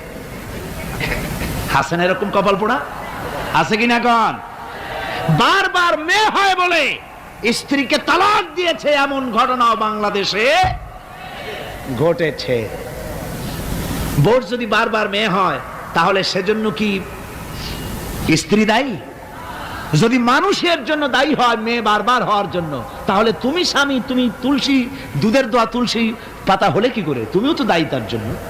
আসলে স্বামী স্ত্রী মেয়ে হওয়ার জন্য, ছেলে হওয়ার জন্য কেউ দায়ী না। এ কোরআনে কারিমে রাব্বুল আলামিন বলেছেন, আমি যাকে খুশি শুধু ছেলে দেই, যাকে খুশি শুধু মেয়ে দেই, যাকে খুশি তাকে ছেলেও দেই, মেয়েও দেই, আবার যাকে খুশি আমি কিছুই দেই না। এটা আমার কুদরত। সুতরাং এতে মন কালা করার কিছু নাই। নবীজি বলেছেন, কন্যার পিতাদেরকে গালি দিও না। অনেকে টিটকারি করে, বারবার মেয়ে হয় ছেলে একটাও হয় না, সেই জন্য টিটকারি বটকারি করে। আল্লাহর নবী বলেছেন, মেয়ের পিতাকে গালি দিও না, ঠাট্টা করো না, যেহেতু আমি মুহাম্মদ রাসূলুল্লাহ সাল্লাল্লাহু আলাইহি ওয়াসাল্লাম, আমি মেয়েদের পিতা, আমি নিজে মেয়েদের পিতা। খবরদার মেয়েদের পিতাকে গালি দিও না। রাসূলুল্লাহ বলেছেন, আকাশের নিচে জমিনের উপরে খাদিজার মতো মহিলা আর নাই। সেই হযরতে খাদিজা রাসূলের 4টি মেয়ে পেটে ধারণ করেছিলেন। সুবহানাল্লাহ। মেয়ের প্রতি রাসূলুল্লাহ যথেষ্ট মহব্বত করতেন, মেয়েকে খুব ভালোবাসতেন হুজুর সাল্লাল্লাহু আলাইহি ওয়াসাল্লাম। হুজুরের কলিজার টুকরা ছিলেন মা ফাতিমা রাদিয়াল্লাহু তাআলা আনহা। হুজুর যখন কোথাও যেতেন, সকলের শেষে দেখা করতেন ফাতেমার সঙ্গে, আর বিদেশ থেকে সফর করে এসে সকলের আগে দেখা করতেন ফাতেমার সঙ্গে। সুবহানাল্লাহ। রাসূলুল্লাহ আরো বলেছেন, তোমরা যখন বাজারে যাবে বা ব্যবসা করতে যাবে বা বিদেশে যাবে, আসার সময় যে সব হাদিয়া নিয়ে আসো। আমরা যখন বাইরে যাই, বাজারে যাই, কিছু হাদিয়া আনি না, জামা কাপড় চকলেট ইত্যাদি আমরা আনে থাকি। রাসূলুল্লাহ বলেছেন, হাদিয়াগুলি তোমরা যারা বিদেশে যাও, বাজারে যাও, হাদিয়া আনবে, আর এনে ঘরের মধ্যে ঢুকে তা শুরু করবে মেয়েকে দিয়ে। প্রথমে দেবে মেয়েকে। সুবহানাল্লাহ। মেয়ের মর্যাদা ইসলামে সব চাইতে বেশি। কোন যুগে? যে যুগে মেয়ে হলে পরেই মাটির নিচে ঘেরে রাখতো, আছাড় মেরে মেরে ফেলে দিত। বেআইয়ি যামবিন কুতিলাত, কোন অপরাধে তাদেরকে হত্যা করা হলো। আল্লাহ পাক কোরআনে কারীমের মধ্যে বলেছেন, তাদের অপরাধ আর কিছু না, তারা নারী, এই জন্য তাদেরকে মেরে ফেলা হতো। রাসূলুল্লাহ তাদের ইজ্জত দিলেন। সুবহানাল্লাহি বিহামদিহি। রাসূলুল্লাহ সম্মান দিলেন, ইজ্জত দিলেন তাদেরকে। কন্যা হিসাবে নারীর এই মর্যাদা। ফাতেমাকে রাসূল এত ভালোবাসতেন, ইন্তেকালের সময় হযরত ফাতেমা কাঁদতে কাঁদতে বেহুশ হয়ে যাওয়ার উপক্রম হয়ে গেছে। রাসূলুল্লাহ হযরত ফাতেমাকে ইশারা দিলেন। হযরত ফাতেমা তার কান নিয়ে রাসূলুল্লাহর মুখের কাছে লাগাই দিলেন। আল্লাহর নবী কি যেন বললেন কানে কানে। হযরত ফাতেমার কান্না বন্ধ হয়ে গেল। হযরত আয়েশা বলেন, মা, রাসূলুল্লাহ তোমার কানে কানে কি বলল আর তোমার কান্না বন্ধ হয়ে গেল? হযরত ফাতেমা বলেন, ইয়া আম্মা জান, আমার আব্বা আমার কানে কানে বলল, মা ফাতেমা তুই কাঁদিস না, তোর কান্না আমার বরদাস্ত হয় না, তোমাকে কাঁদতে হবে না। আমি তোমাকে সুসংবাদ দিয়ে যেতেছি, আমি মরে যাওয়ার পর সর্বপ্রথম তোমার সাথে আমার দেখা হবে। রাসূলুল্লাহর এই ভবিষ্যৎবাণী হযরত ফাতেমা বুঝতে পেরেছেন যে হুজুরের ইন্তেকালের পরে আমার বেশি দেরি হবে না, আমিও তাড়াতাড়ি হুজুরের সাথে শামিল হতে পারবো। হুজুরের ইন্তেকালের 6 মাস পরেই হযরত ফাতেমা রাদিয়াল্লাহু তাআলা আনহা ইন্তেকাল করেছিলেন। কন্যা হিসেবে নারীর মর্যাদা ইসলাম অনেক অনেক গুণে বাড়িয়ে দিয়েছে। এই কন্যা শিশু, কৈশোর, যৌবন পেরিয়ে যখন যৌবনে তার বিয়ে হয়ে যায়, আল্লাহ রাব্বুল আলামিন তখন বলেন, ওয়া মিন আয়াতিহি আন খালাকা লাকুম মিন আনফুসিকুম আজওয়াজান লিতাসকুনু ইলাইহা ওয়া জাআলা বাইনাকুম মাওয়াদ্দাতান ওয়া রাহমা।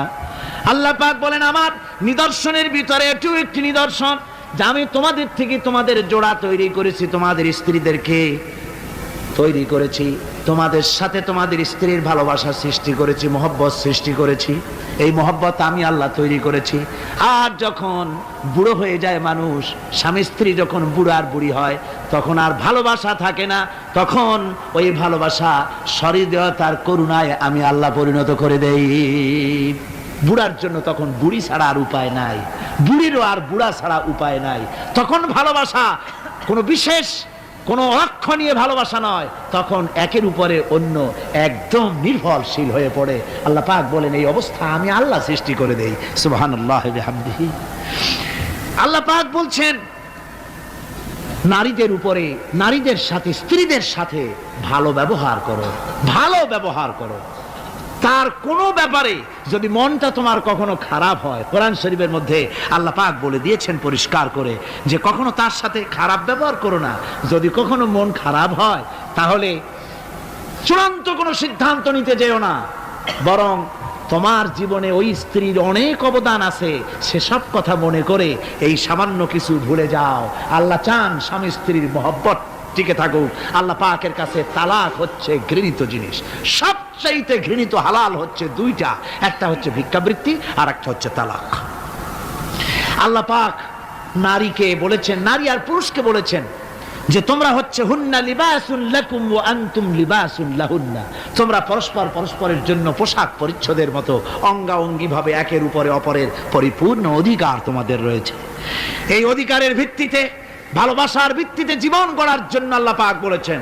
তারপরে তার অর্থনৈতিক অধিকার তাকে দিয়েছে। আল্লাহ পাক মহারানাকে ফরজ করে দিয়েছেন। মহারানা কি করেছেন? ফরজ করে দিয়েছে। মহারানা ফরজ। এই ফরজকে একটা ট্র্যাডিশন হিসাবে গ্রহণ করা হয়। বড় লোকেরা শোনায়, মেয়ের বিয়ে কত, বিয়েতে মহারানা কত হয়েছে, বলে যে 11,07,373 টাকা 75 পয়সা। আদায় করে না মোটেও, বিরাট একটা অঙ্ক শোনায় দিল মানুষদেরকে। আমার ভাইয়েরা জেনে রাখুন, মহারানা যদি মহারানা তো বাঁধতে হবে ফরজ, মহারানা আদায় করতে হবে। এই মহারানার টাকা যদি আদায় করা না হয়, স্ত্রী যদি স্বেচ্ছায় স্বামীকে মহারানা মাফ করে না দেয়, তাহলে কিয়ামতের দিন আল্লাহর দরবারে ওই স্বামীকে জিনাকারীর কাতারে দাঁড়াতে হবে। জোরে বলেন নাউজুবিল্লাহ। মহারানার টাকা আপনি দিয়ে দিবেন তাকে। ওই মহারানার টাকা দিয়ে স্ত্রী যদি লক্ষ কোটি কোটি টাকার মালিক হয় ব্যবসা করে, তারপরেও স্ত্রীর সুখ শান্তি, রোগ শোক, খাওয়া পড়া সবকিছুর দায় দায়িত্ব কার? স্বামীর। সুবহানাল্লাহ পড়ে। নারীর অধিকার কত বেশি ইসলাম দিয়েছে। একটা মহিলা নির্বাচিত কলাম একটা বই লিখেছে, আমি ওই মহিলার নাম নিতে চাই না, আমার ঘৃণা করে। এই মহিলা লিখেছে যে রাসূলুল্লাহ বলেছেন পৃথিবীর সমস্ত জিনিস হচ্ছে ভোগের সামগ্রী, তার মধ্যে শ্রেষ্ঠ ভোগের সামগ্রী হচ্ছে নারী। নাউযুবিল্লাহি মিন যালিক। এমন কথা রাসূল বলেন নাই। রাসূল বলেছেন আদ-দুনিয়া কুল্লুহা মাতাউন ওয়া খায়রুল মাতাউদ দুনিয়া ইমরাতুস সালিহা। হুজুর বলেছেন পৃথিবীর সবকিছুই সম্পদ, এই সম্পদের মধ্যে শ্রেষ্ঠ সম্পদ হচ্ছে ন্যায়পরায়ণা নারী, সচ্চরিত্রা নারী শ্রেষ্ঠ সম্পদ, নিয়ামত। আর সেইটারে বানাইছে ভোগের সামগ্রী। আয়াত হাদিস তার ইচ্ছে মতো ব্যাখ্যা করেছে। সে লিখেছে যে এতদিন পুরুষ নারীকে ধর্ষণ করেছে, নারীদের কি হলো? তোমরাও পুরুষ ধর্ষণ করো। নাউজুবিল্লাহ পড়ে। এ আবার সরকারি চাকরি করে, তারপরেও মুসলমান দেশে এই শয়তানের চাকরিও থাকে। নাউজুবিল্লাহ পড়ে। আশ্চর্য কথা। আমি জানতে পেরেছি এই মহিলা অনেকগুলি স্বামী কর্তৃক পরিত্যক্তা, সেই জন্য পুরুষের উপরে তার দারুণ ঘৃণা, পুরুষের উপরে তার দারুণ ঘৃণা, ধর্মের উপরে তার দারুণ ঘৃণা। সে এখন কমিউনিস্টদের একটা বাছাই করা একটা লাঠি, এটা দিয়ে কোরআন হাদিসের অপব্যাখ্যা করে করে এগুলি সে করে যাচ্ছে নির্বিঘ্নে। সরকার কোনো কথা বলছে না। সরকার যে কথা বলছে না, এর জবাব সরকারকে দিতে হবে, আল্লাহর কাছে দিতে হবে, কোনো সন্দেহ নাই। আল্লাহকে গালি দেওয়া হচ্ছে, নবীকে গালি দেওয়া হচ্ছে, রসুলকে গালি দেওয়া হচ্ছে, বেহেশতকে গালি দেওয়া হচ্ছে, অথচ সরকার একদম চুপচাপ। নাটকের মধ্যে আরবি পড়া নিষেধ করা হচ্ছে। আমি প্রথম দিন বলেছিলাম, কি জানি নাটকের নাম, বারান্দা। আচ্ছা যাই হোক, সেই নাটকের মধ্যে দেখানো হচ্ছে যে আলিফ বা তাসা পড়াচ্ছে মৌলবি একজন, হোক না, একটা হিন্দুর স্ত্রী, মুসলমান সে, কিন্তু বউ হিন্দুর, সে হয়েছে নায়িকা। সে এসে বলছে এসব বন্ধ করো, অ ক খ পড়ো। এই কথার জাস্টিফিকেশন হতো যদি ছেলেরা এ বি সি ডি পড়তে থাকতো, আর যদি বলা হতো সব বন্ধ কর, অ ক খ পড়, এর একটা যৌক্তিকতা ছিল, ঠিক না? পড়তেছে আলিফ বা তাসা, সব বন্ধ কর, তার মানে কি? আলিফ বা তাসা হলো কোরআন, এর মানে কি? কোরআন। সুতরাং টেলিভিশনের মাধ্যমে কোরআনকে বন্ধ করার চেষ্টা চালাচ্ছে ভারতের গোলামেরা। সরকার চুপ করে থাকছে, সরকার নীরব। এর জবাব সরকারকে পেতে হবে, এড়াতে পারবেন। সুতরাং বলতেছিলাম, নারীর অধিকার প্রতিষ্ঠিত করেছে ইসলাম। কে করেছে? ইসলাম বলেছে মহারানার টাকা আদায় করে দাও। সেই মহারানার টাকা আদায় করা হলো না, এখন উল্টা, এখন মহারানা আদায় করে পুরুষেরা। সেটার নাম কি? যৌতুক, কন্যা পক্ষের কাছের থেকে যৌতুক নামে কৌতুক করে। ছেলে যখন ম্যাট্রিক পাস করে তখন ছেলের পিতা এতটুকুন হা করে, যখন বিএ পাস করে এতটা করে, যখন এমএ পাস করে ছেলের বাবা তখন হাঙ্গরের মতো এতটা হা করে। যত টাকা খরচ হয়েছে মেয়ের বাপের কাছ থেকে কড়ায় গন্ডায় উসুল করে নেবে। তারপরে ছেলে আর মেয়ের বিবাহ ঘটায় দেয়, মাঝখানে ওটারে কি করে? হ্যাঁ, ঘটক। এই ঘটক ঘটকালি করে। অমুকের ছেলে ইঞ্জিনিয়ার, খুব ভালো ছেলে, দারুণ ভালো। বলে কত ভালো? থানায় খুব রিপোর্ট আছে, যাই দেখো। খুব ভালো ছেলে। তা কি লাগবে? কালার টেলিভিশন লাগবে 10টা, তারপরে পাজেরো জিপ লাগবে, 14 লক্ষ টাকা ক্যাশ লাগবে, আবুধাবিতে চাকরি লাগবে, ওয়াশিংটন ডিসিতে বাড়ি করে দেওয়া লাগবে। মানে মেয়ে জন্ম দিয়ে মেয়ের বাপ এমন পাপ করছে যে এটা চালাতে গিয়া ছেলের বাপেরে তার 14 গোষ্ঠীর স্বাদ মিটাই দিতে হবে। এমন ছোট লোক, এমনই ছোট লোক কন্যার পিতার কাছ থেকে চাইয়ে চাইয়ে আদায় করে নেয়। এর চাইতে ভিক্ষুক, এর চাইতে খয়রাতি, এর চাইতে ছোট লোক আর কেউ হতে পারে না। লজ্জা করা উচিত, শরম করা উচিত, মনে করা উচিত ওই লোক তো তার কলিজার টুকরাটাই আমাকে দিয়ে দিচ্ছে। 16 বছর 20 বছর লালন পালন করে কলিজার টুকরা মেয়েটাই তো আমাকে দিয়ে দিচ্ছে, আবার টেলিভিশন চাই কেন? ঘটক যা কন্ট্রাক্ট করলো যদি তার থেকে কিছু কম হয়, বিয়া ভাঙ্গে যায়, তাহলে বোঝা গেল কি মেয়ে বিয়ে করলো না টেলিভিশন বিয়ে করলো? তাহলে মেয়েটে বাদ দিয়ে টেলিভিশন কিনে তাই নিয়ে ঘুমাও। নাউজুবিল্লাহি মিন যালিক। কপাল পোড়া মুসলমান। মুসলমান, যৌতুক মুসলমানদের জন্য দাবি করে আদায় করে নেওয়া জায়েজ নাই। আপনারা আমাকে জবাব দেন, শূকরের মাংস খাওয়া মুসলমানের জন্য কি হারাম? পায়খানা খাওয়া মুসলমানের জন্য কি হারাম? মনে রাখুন, শূকরের মাংস আর পায়খানা খাওয়া মুসলমানদের জন্য যেমন হারাম, যৌতুকের একটা সুতা দাবি করে আদায় করা ঠিক সেরকম হারাম। চিটাগং এবং চট্টগ্রামের বাইরের থেকে আগত মুসলমানেরা, আমি জিজ্ঞেস করতে চাই, যাদের ছেলে আছে যৌতুক নামের এই অপদার্থ কৌতুক মানবতার সাথে এই প্রহসন আদায় করে দাবি করে যৌতুকের টাকা গ্রহণ করার মতো শূকরের মাংস পায়খানা আপনারা খাবেন? জোরে বলেন, খাবেন? যারা ছেলের পিতা আছেন, কোরআনের মাহফিলে হাত উঁচু করে আমাকে দেখাতে হবে, কন্যা পক্ষের কাছ থেকে দাবি করে একটা সুতা আদায় করবেন না। কারা তারা? হাত উঁচু করে দেখান। হাত উঁচু করে রাখতে হবে। আলহামদুলিল্লাহ, হাত নামান, হাত নামান। আমি বলেছিলাম ছেলেদের পিতারা হাত তুলবে, কিন্তু বাচ্চা ছেলেরাও হাত তুলে ফেলেছে। অসুবিধা নাই, সব শিশুরা ঘুমিয়ে আছে। কি জানি, লক্ষ পিতা লক্ষ শিশু ঘুমিয়ে আছে। হ্যাঁ, সব শিশুদের অন্তরে। কাজে এই শিশুরাই একদিন পিতা হবে, তখন যেন আল্লাহ এই ওয়াদাটা তাদের মনে করায় দেন। জোরে কোন আমিন, জোরে বলেন আমিন। আপনাদের জানা মতে যদি যৌতুক কেউ আদায় করে টের পান, সালাম দিবেন না, তার সঙ্গে সামাজিক বয়কট করবেন, যেহেতু সে নারী নির্যাতনকারী। ঠিক কিনা বলেন? মা বোনেরা সম্মানের পাত্র, তাদেরকে বিয়ে করবেন সম্মান দিয়ে। আপনি টাকা দিয়ে বিয়ে করবেন, আপনাকে পয়সা দেওয়া হবে কেন? শ্বশুর যদি ইচ্ছে করে আপনাকে একটা কলম দেয়, শেরওয়ানি কাপড় দেয়, এই তো যথেষ্ট। আবার থালাবাটি ঘড়ি দিতে হবে, তুমি কি খয়রাতি? সম্মান থাকা উচিত, পার্সোনালিটি থাকা উচিত। শ্বশুরের টাকা দিয়ে বড়াই করবে, শ্বশুরের টাকা দিয়ে বাড়ি করবা, চাকরি করবা, লজ্জা করে না মুসলমান? নারী জাতির সম্মান আল্লাহ দিয়েছেন। কে দিয়েছেন? স্ত্রীকে রাসূলুল্লাহ কত ভালোবাসতেন। আল্লাহর নবী বলেছেন, আমার কাছে 3টা জিনিস প্রিয়, একটা হচ্ছে সুগন্ধি, একটা হচ্ছে নামাজ, আর একটা হচ্ছে স্ত্রী। সুবহানাল্লাহ, স্ত্রী আমার কাছে প্রিয়। হুজুর বলেছেন, তোমাদের মধ্যে সেই ব্যক্তি উত্তম যে ব্যক্তি তার স্ত্রীর কাছে উত্তম, আমি আমার স্ত্রীদের কাছে উত্তম ব্যক্তি। সুবহানাল্লাহ। রাসূলুল্লাহ স্ত্রীকে কত ভালোবাসতেন। বিশ্ব নবী রাজনৈতিক কর্মকাণ্ড চালাচ্ছেন, যুদ্ধের দামামা বাজতেছে, চতুর্দিকে কত অশান্তি, সবকিছু চলছে, স্ত্রীর হক আদায় করতে ভুলে যাননি। রাতের বেলায় হযরত আয়েশার বয়স কম, তাকে নিয়ে রাসূলুল্লাহ একটু সুযোগ পেয়েছেন, বলছেন আয়েশা সব তো ঘুমিয়ে, চলো আমরা একটু দৌড়াই। ওই যে দূরে একটা জিনিস দেখা যায়, দৌড় দাও দেখি কে আগে যায়।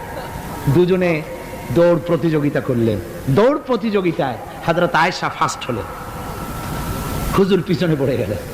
হযরত আয়েশা খুব আনন্দ করলেন যে আপনি কিন্তু আমার সাথে দৌড়ে পারলেন না।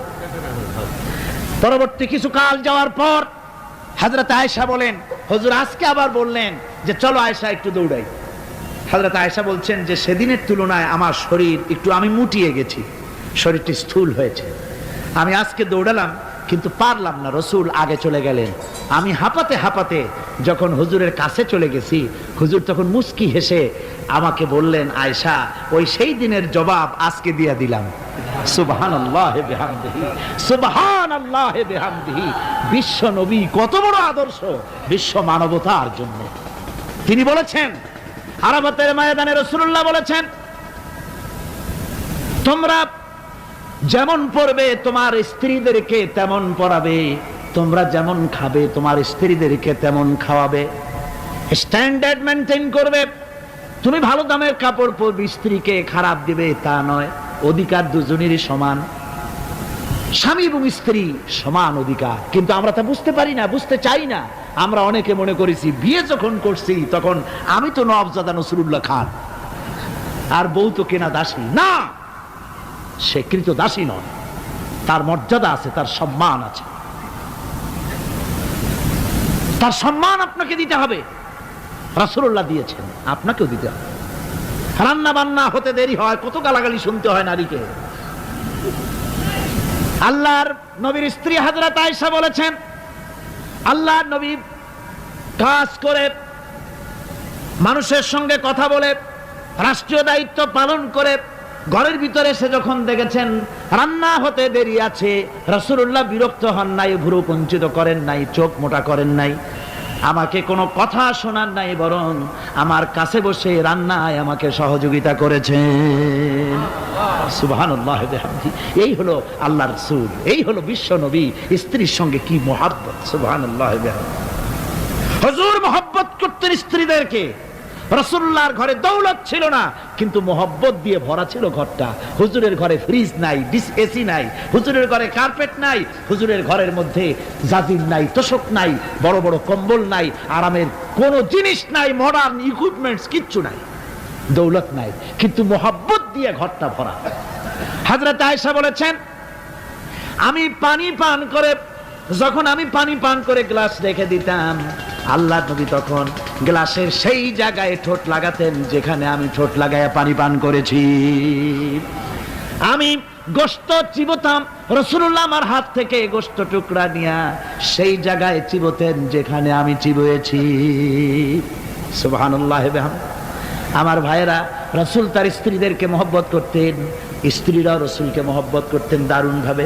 একবার হযরত আয়েশা সিদ্দিকা রাদিয়াল্লাহু তাআলা আনহা হুজুরকে গোসল করাতে ছিলেন, মাথার উপরে পানি ঢালতেছেন, হুজুর একটা চৌকির উপরে বা একটা তক্তার উপরে বসে আছেন। গোসলের পানির ভিতরে রাসূলুল্লাহ দেখতে পেলেন রক্তের মতো কি যেন প্রবাহিত হয়ে যাচ্ছে। হুজুর জিজ্ঞেস করেন, আয়েশা রে, পানির ভিতরে রক্তের মতো কি দেখা যায়? হযরত আয়েশা বলেন, হুজুর আপনি যখন বসেছিলেন অসতর্ক মুহূর্তে তক্তার নিচে আমার একটা আঙ্গুল পড়েছিল, পায়ের আঙ্গুলটা ফেটে বোধহয় রক্ত বেরোতেছে।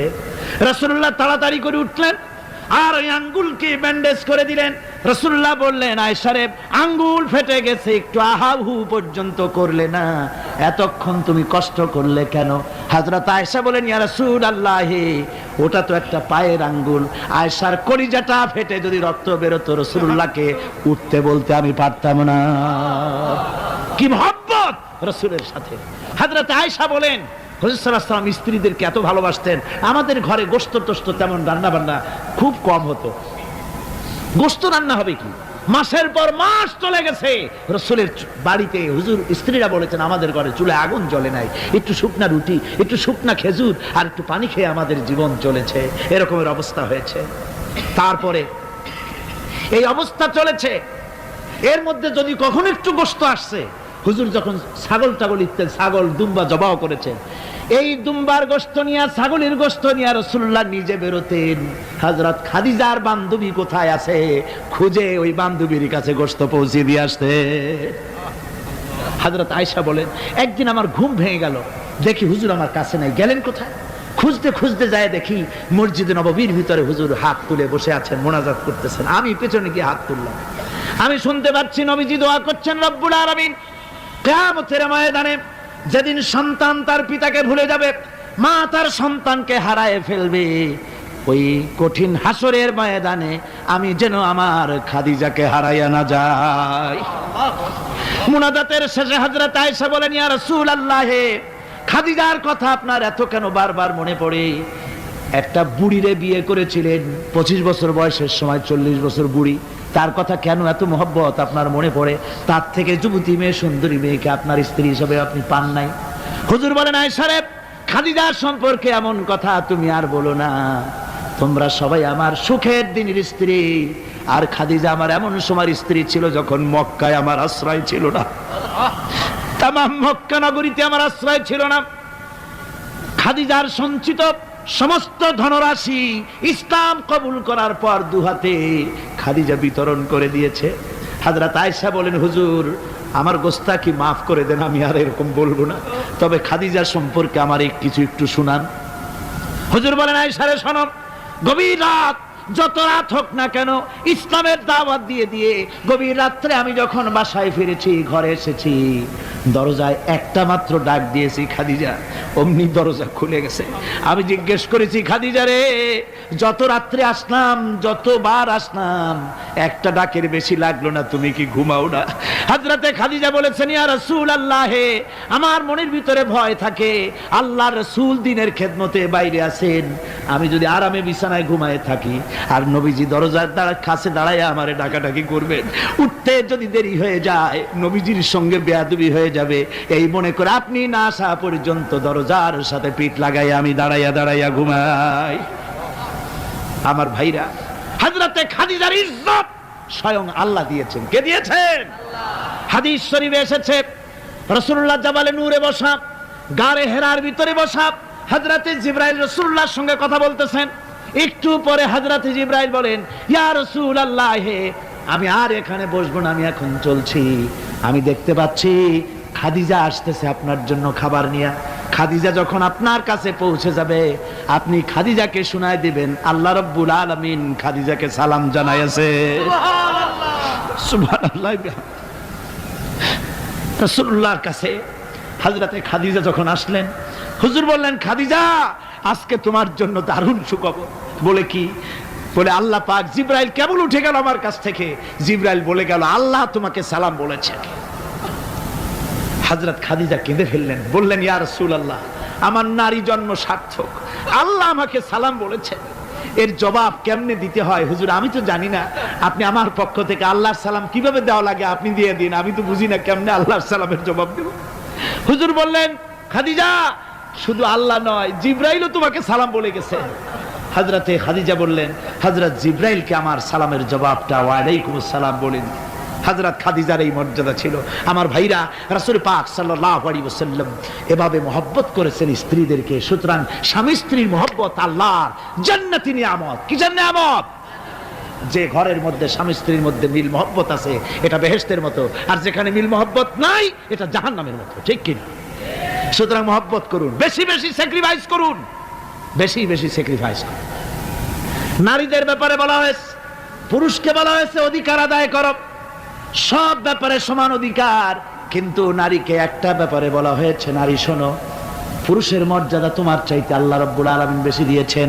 আর রিজালু কাওয়ামুনা আলান নিসা, নারীদের উপরে পুরুষের প্রাধান্য আল্লাহ পাক দান করেছেন। একদিন সাহাবীরা বলে, একজন সাহাবী বলেছিলেন, ইয়া রাসূলুল্লাহ, জংলি উট দেখলাম আপনার পায়ের উপরে সেজদায় পড়ে গেল, আপনি যদি আমাদেরকে অনুমতি দিতেন না, আপনাকে আমরা সেজদা করতাম। আল্লাহ নবী বললেন, মানুষ মানুষকে সেজদা করা এ পারমিশন যদি আমি দিতাম, তাহলে দুনিয়ার সমস্ত স্ত্রীদেরকে বলতাম তারা যেন তাদের স্বামীকে সেজদা দেয়। স্বামীর মর্যাদা এখানে বেশি। সুতরাং অধিকার সমান, কোনো সন্দেহ নাই, কিন্তু স্বামীর একটা আলাদা মর্যাদা আছে, সেই সম্মানও তাকে দিতে হবে। এরপরে এই সমান অধিকারের ভিত্তিতে স্বামী স্ত্রী চলতে থাকে, মাঝখানে আল্লাহ পাক তাদেরকে সন্তান দান করেন। আল্লাহ তাদেরকে, নারীকে লেখাপড়ার অধিকার দিয়েছেন, ইসলাম তাকে লেখাপড়ার অধিকার দিয়েছে, শিক্ষার অধিকার দিয়েছে। হযরত আয়েশা সিদ্দিকা রাদিয়াল্লাহু তাআলা আনহা শিক্ষয়িত্রী ছিলেন, হাফেজা ছিলেন, হাদিসের হাফেজা ছিলেন, কোরআনের হাফেজা ছিলেন, হাজার হাজার সাহাবায়ে কেরামদের তিনি ওস্তাদ ছিলেন। সুবহানাল্লাহ পড়ে। নারীদের ব্যাপারে অধিকাংশ মাসালা হযরত আয়েশা সিদ্দিকা রাদিয়াল্লাহু তাআলা আনহার অবদান। সুবহানাল্লাহ। নারী যুদ্ধ করেছে, যুদ্ধের ময়দানে নারীর অধিকার আছে। নারী চাকরি করতে পারবে, নারী ব্যবসা করতে পারবে, নারী লেখাপড়া করতে পারবে, নারী সেনাবাহিনীতে যেতে পারবে, নারী সব করতে পারবে, কিন্তু পর্দার মাধ্যমে। কিসের মাধ্যমে? স্বামী এবং পুরুষ এবং স্ত্রী, পুরুষ এবং নারী মাঝখানে একটা পর্দা থাকতে হবে। সে কথা একটু পরে বলছি। এবার এই বধূ কিছুদিন পর মা হয়ে গেল। কি হয়ে গেল? মা হয়ে গেল। মা যখন হয়ে গেল, মর্যাদা আরো এক ধাপ বেড়ে গেল। আল্লাহ রাব্বুল আলামিন মায়ের মর্যাদা বেশি করে দিলেন। আল্লাহ পাক কোরআনে কারীমের মধ্যে বলেন, ওয়াসাইনাল ইনসানা বিওয়ালিদাইহি ইহসানা হামালাতুহু উম্মুহু কুরহাম ওয়া ওয়াদাআতুহু কুরহাম ওয়া হামলুহু ওয়া ফিসালুহু 30 শাহরা। আমি পৃথিবীর সমস্ত মানুষকে উপদেশ দিয়েছি, তোমরা তোমাদের মায়ের প্রতি সম্মান করো, এহসান করো। তোমার মা তোমাকে গর্ভধারণ করেছে অত্যন্ত কষ্টের সাথে, আর ডেলিভারিও করেছে কষ্টের সাথে। খবরদার মায়ের সাথে বেয়াদবি করো না। কে বলেছেন? আল্লাহ পাক বলেছেন, মায়ের এহসান করো। আল্লাহ রাব্বুল আলামিন মা বাবার জন্য দোয়া করতে বললেন। আল্লাহ পাক বলেন, মা বাবার সামনে যেন কখনো মাথায় ঝাঁকি দিয়া চোখটা মোটা করে মা বাবার সঙ্গে কথা বলো না। ওয়াকুল লাহুমা কাওলান কারীমা। মা বাবার সঙ্গে যখন কথা বলবে, সম্মান সূচক কথা বলবে। আর মা বাবার জন্য আমার কাছে দোয়া কর। কে শিখায়? আল্লাহ। কে শিখান? আল্লাহ বলছেন, বান্দারে তোর মা বাবার জন্য আমার কাছে দোয়া করবি।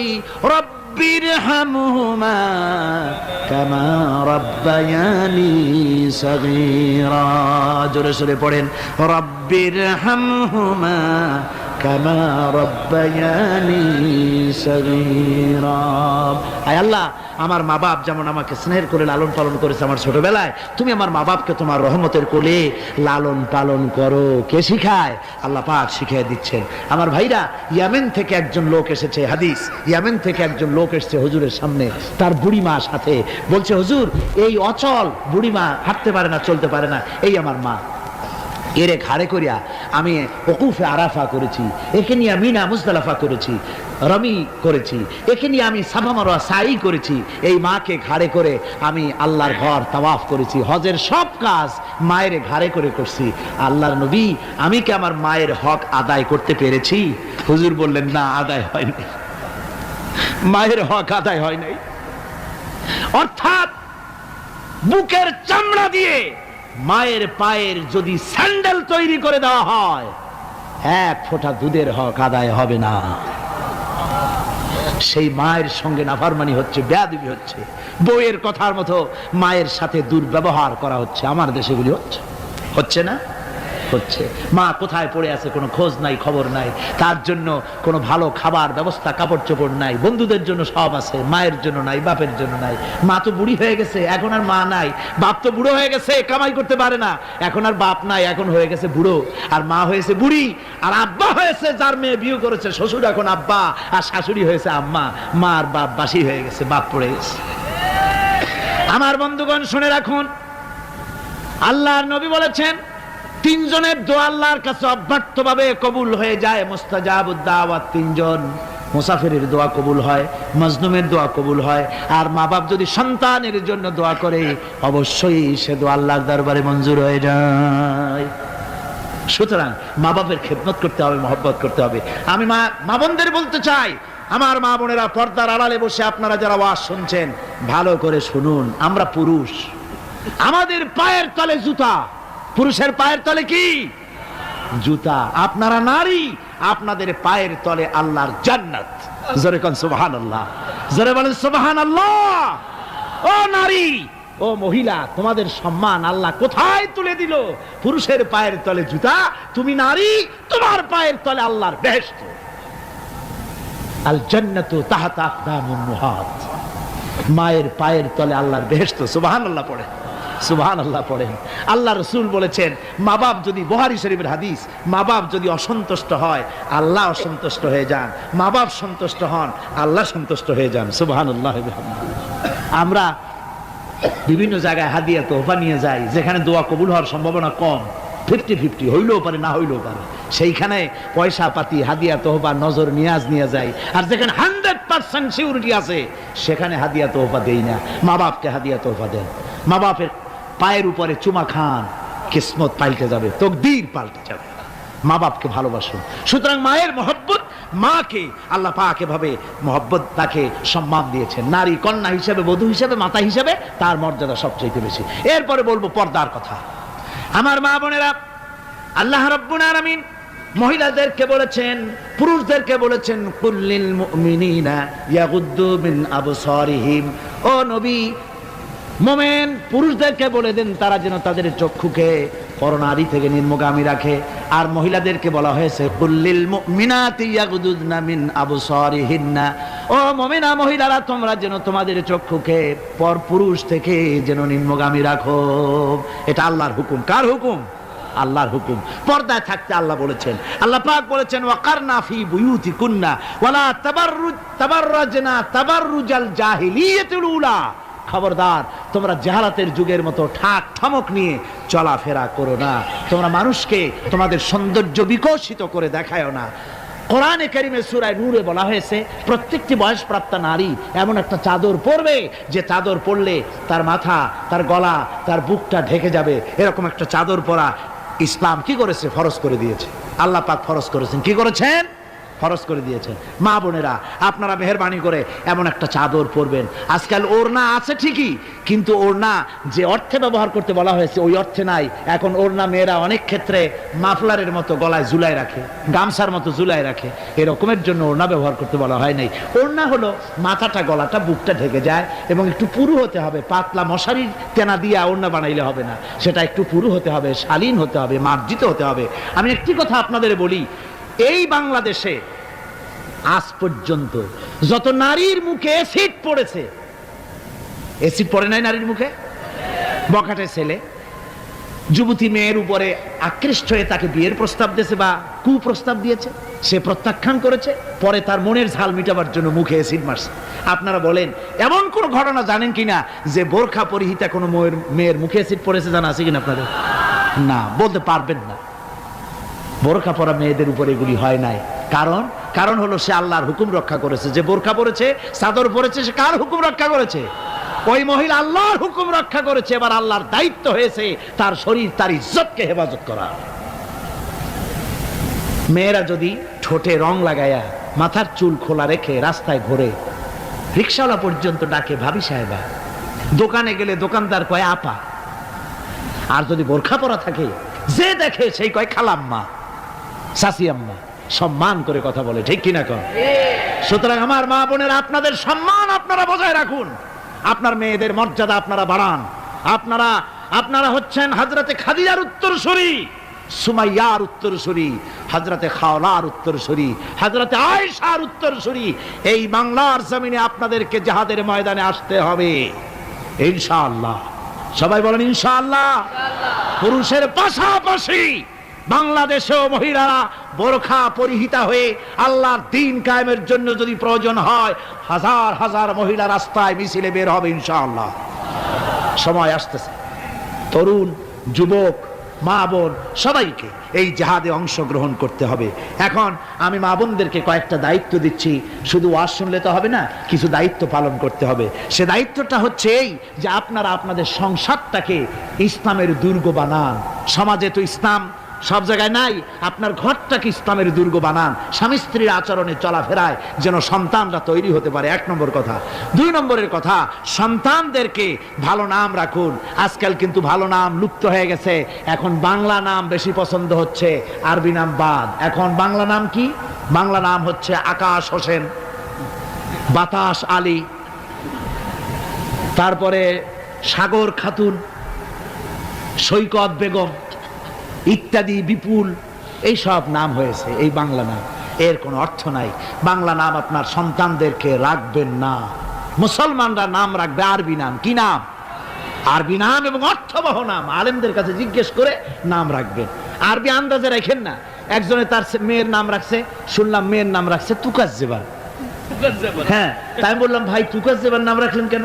কয় যে কোরআন শরীফে দেখলাম তুকাজ্জেবান রে আল্লাহ খুব ভালোবাসে, সূরা আর রহমানে 33 বার এই নামটা আল্লাহ নিছে, সেই জন্য মহব্বত করে তুকাজ্জেবান নাম রাখছি মেয়ে।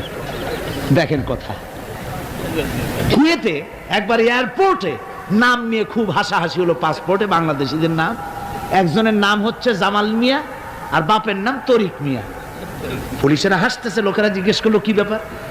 তো আসলে ব্যাপারটা ধরা পড়লো, জামাল মিয়া বাপের নাম তরিক মিয়া। তো জামাল হচ্ছে উট আর মিয়া মানে 100। জামাল মিয়া মানে 100 উট, আর তরিক মিয়া, তরিক মানে রাস্তা, মিয়া মানে 100। 100 রাস্তার ছেলে, 100 উট। তো নাম আন্দাজে আরবি হলেই তো রাখা যাবে না, একটু জিজ্ঞেস করতে হবে আলেমদের কাছে যে একটা আমার ছেলে হয়েছে, মেয়ে হয়েছে, একটা ভালো নাম রেখে দেন। তো তাদের কাছ থেকে অর্থবহ নাম নিয়ে আপনারা রাখবেন। এটা হলো 2 নম্বরের কথা। 3 নম্বরের কথা হচ্ছে ছেলে মেয়েদেরকে আদব লেহাজ শিখাবেন, চরিত্র শিখাবেন, আদব শিখাবেন। মা বাপের দিকে, মুরব্বীদের দিকে পিছন ফিরাইয়া তাদেরকে ধমক দিয়ে কথাবার্তা না বলে আদব শিক্ষা করে, সালাম দিতে পারে, এগুলি তাদেরকে শিক্ষা দেওয়া দরকার। 4 নম্বরে পারিবারিক বৈঠক করতে হবে। কি বৈঠক? প্রত্যেক বাড়িতে বাড়িতে সপ্তাহে 1 বার অথবা 2 বার পারিবারিক বৈঠক। স্বামী স্ত্রী ছেলেমেয়ে সব এক জায়গায় বসবে, যে কোনো একটা দিন রাতের বেলায় বা বিকেলে 1 ঘন্টা এক জায়গায় বসে আলোচনা করবেন। তুমি কলেমাটা পড়ো তো, বউরে কবেন তুমি কলেমা পড়ো, শুনি হয় কিনা। আমার তাশাহুদটা আমি পড়ি, আত্তাহিয়াতু লিল্লাহি ওয়াস সালাতু তাওবা, হয় কিনা তুমি একটু শোনো তো। দোয়া কুনুতটা হয় কিনা শোনো তো। আচ্ছা, নামাজের মধ্যে কয়টা ফরজ কত দেখি। ছেলের কাছে জিজ্ঞেস করেন, মেয়ের কাছে। বই একটা সামনে নিয়ে খুলে একজন আরেকজনকে জিজ্ঞেস করেন। কোরআন শরীফ বলে সূরা ফাতিহাটা পড়ো দেখি সহি হয় কিনা। এইভাবে করে 1 ঘন্টা দিন আলোচনা করে তারপরে দরুদ শরীফ পড়ে আল্লাহর কাছে দোয়া করেন, আল্লাহ আমার বউ, আমার বাচ্চা, এসব নিয়ে তোমার দ্বীনের কথাবার্তা বলছি, আল্লাহ তুমি দয়া করে আমার এই বিবি বাল বাচ্চাগুলিকে দ্বীনের রাস্তায় রাখো, চরিত্রবান বানায় রাখো, এরা যেন সন্ত্রাসী হয় না, এরা যেন মারামারি করে না, এদেরকে দিনদার বানাও, পরেজগার বানাও। আপনার দোয়া আল্লাহর কাছে কবুল হয়ে যাবে, আল্লাহর কাছে কবুল হয়ে যাবে, সন্তান আর খারাপ হবে না। কথা বুঝতে পেরেছে? স্বামী চাকরি করে, যা বেতন পায় তা দিয়া চলে না। স্ত্রী তখন বলে, মেয়া তুমি চাকরি করো, তোমার একই চাকরি আর একজনে করে, পাশের বাসার বল্টু মিয়ার বাপ। তার বাড়িতে যদি এসি আর ফ্রিজ আসতে পারে, তোমার বাড়িতে আসে না কেন? তুমি পারো না কেন? তুমি পুরুষ না আর কিছু? বেচারা প্রত্যেক দিন খাবারের সময় বউর এই ধরনের ধাক্কা মারা কথা শুনে শুনিয়া শেষ পর্যন্ত এই ভালো লোকটা বাধ্য হয় বাম হাতে টাকা কামাই করা, ঘুষ খেতে বাধ্য হয়। ঠিক কিনা কর? আবার অনেক স্ত্রী এমন আছে, স্বামী ঘুষখোর, আল্লাহর ভয় দেখাইয়া তার কাছে আবেদন নিবেদন করে আস্তে আস্তে এভাবে করে স্বামীকে খারাপ পথ থেকে ফিরায়। আছে না? আছে। সুতরাং মা বোনদের বলবো, আপনারা স্বামীদেরকে ভালো পথে পরিচালিত করার জন্য চেষ্টা করবেন, সন্তানদেরকে, স্বামীদেরকে ভালোভাবে চেষ্টা করবেন যেন দ্বীনের রাস্তায় তারা পরিচালিত হয়। এরপরে আপনারা ইসলামী সাহিত্য অধ্যয়ন করবেন, কোরআন হাদিস ইত্যাদি অধ্যয়ন করবেন, সেগুলির পাঠাগার তৈরি করবেন, এগুলি পড়াশোনা করে নিজেদের জীবনকে গড়ে তুলবেন।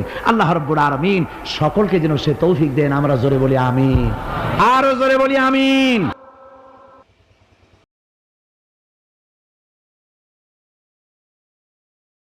কেন তোমার কাজ নাই বিদেশে, যে খালি বোর কাছে বারবার ফোন দাও? এত ফোন দিতে কিছুর জন্য? এত ফোন দিবা না, খালি টাকা পাঠাবা, বাগার পাড়াতে তুলি বাজার করে নিয়ে চলে আসবো। আবার যেই বলতো, হ্যাঁ বলতো, হ্যাঁ চুলের এই কুত্তা কাটিং কোথা থেকে দিয়েছে? হ্যাঁ আপনার গাঞ্জা খাওয়া দাঁতগুলো খুব ভালো লাগে, ওর গাঞ্জা খুবই পছন্দ। আছে না নাই?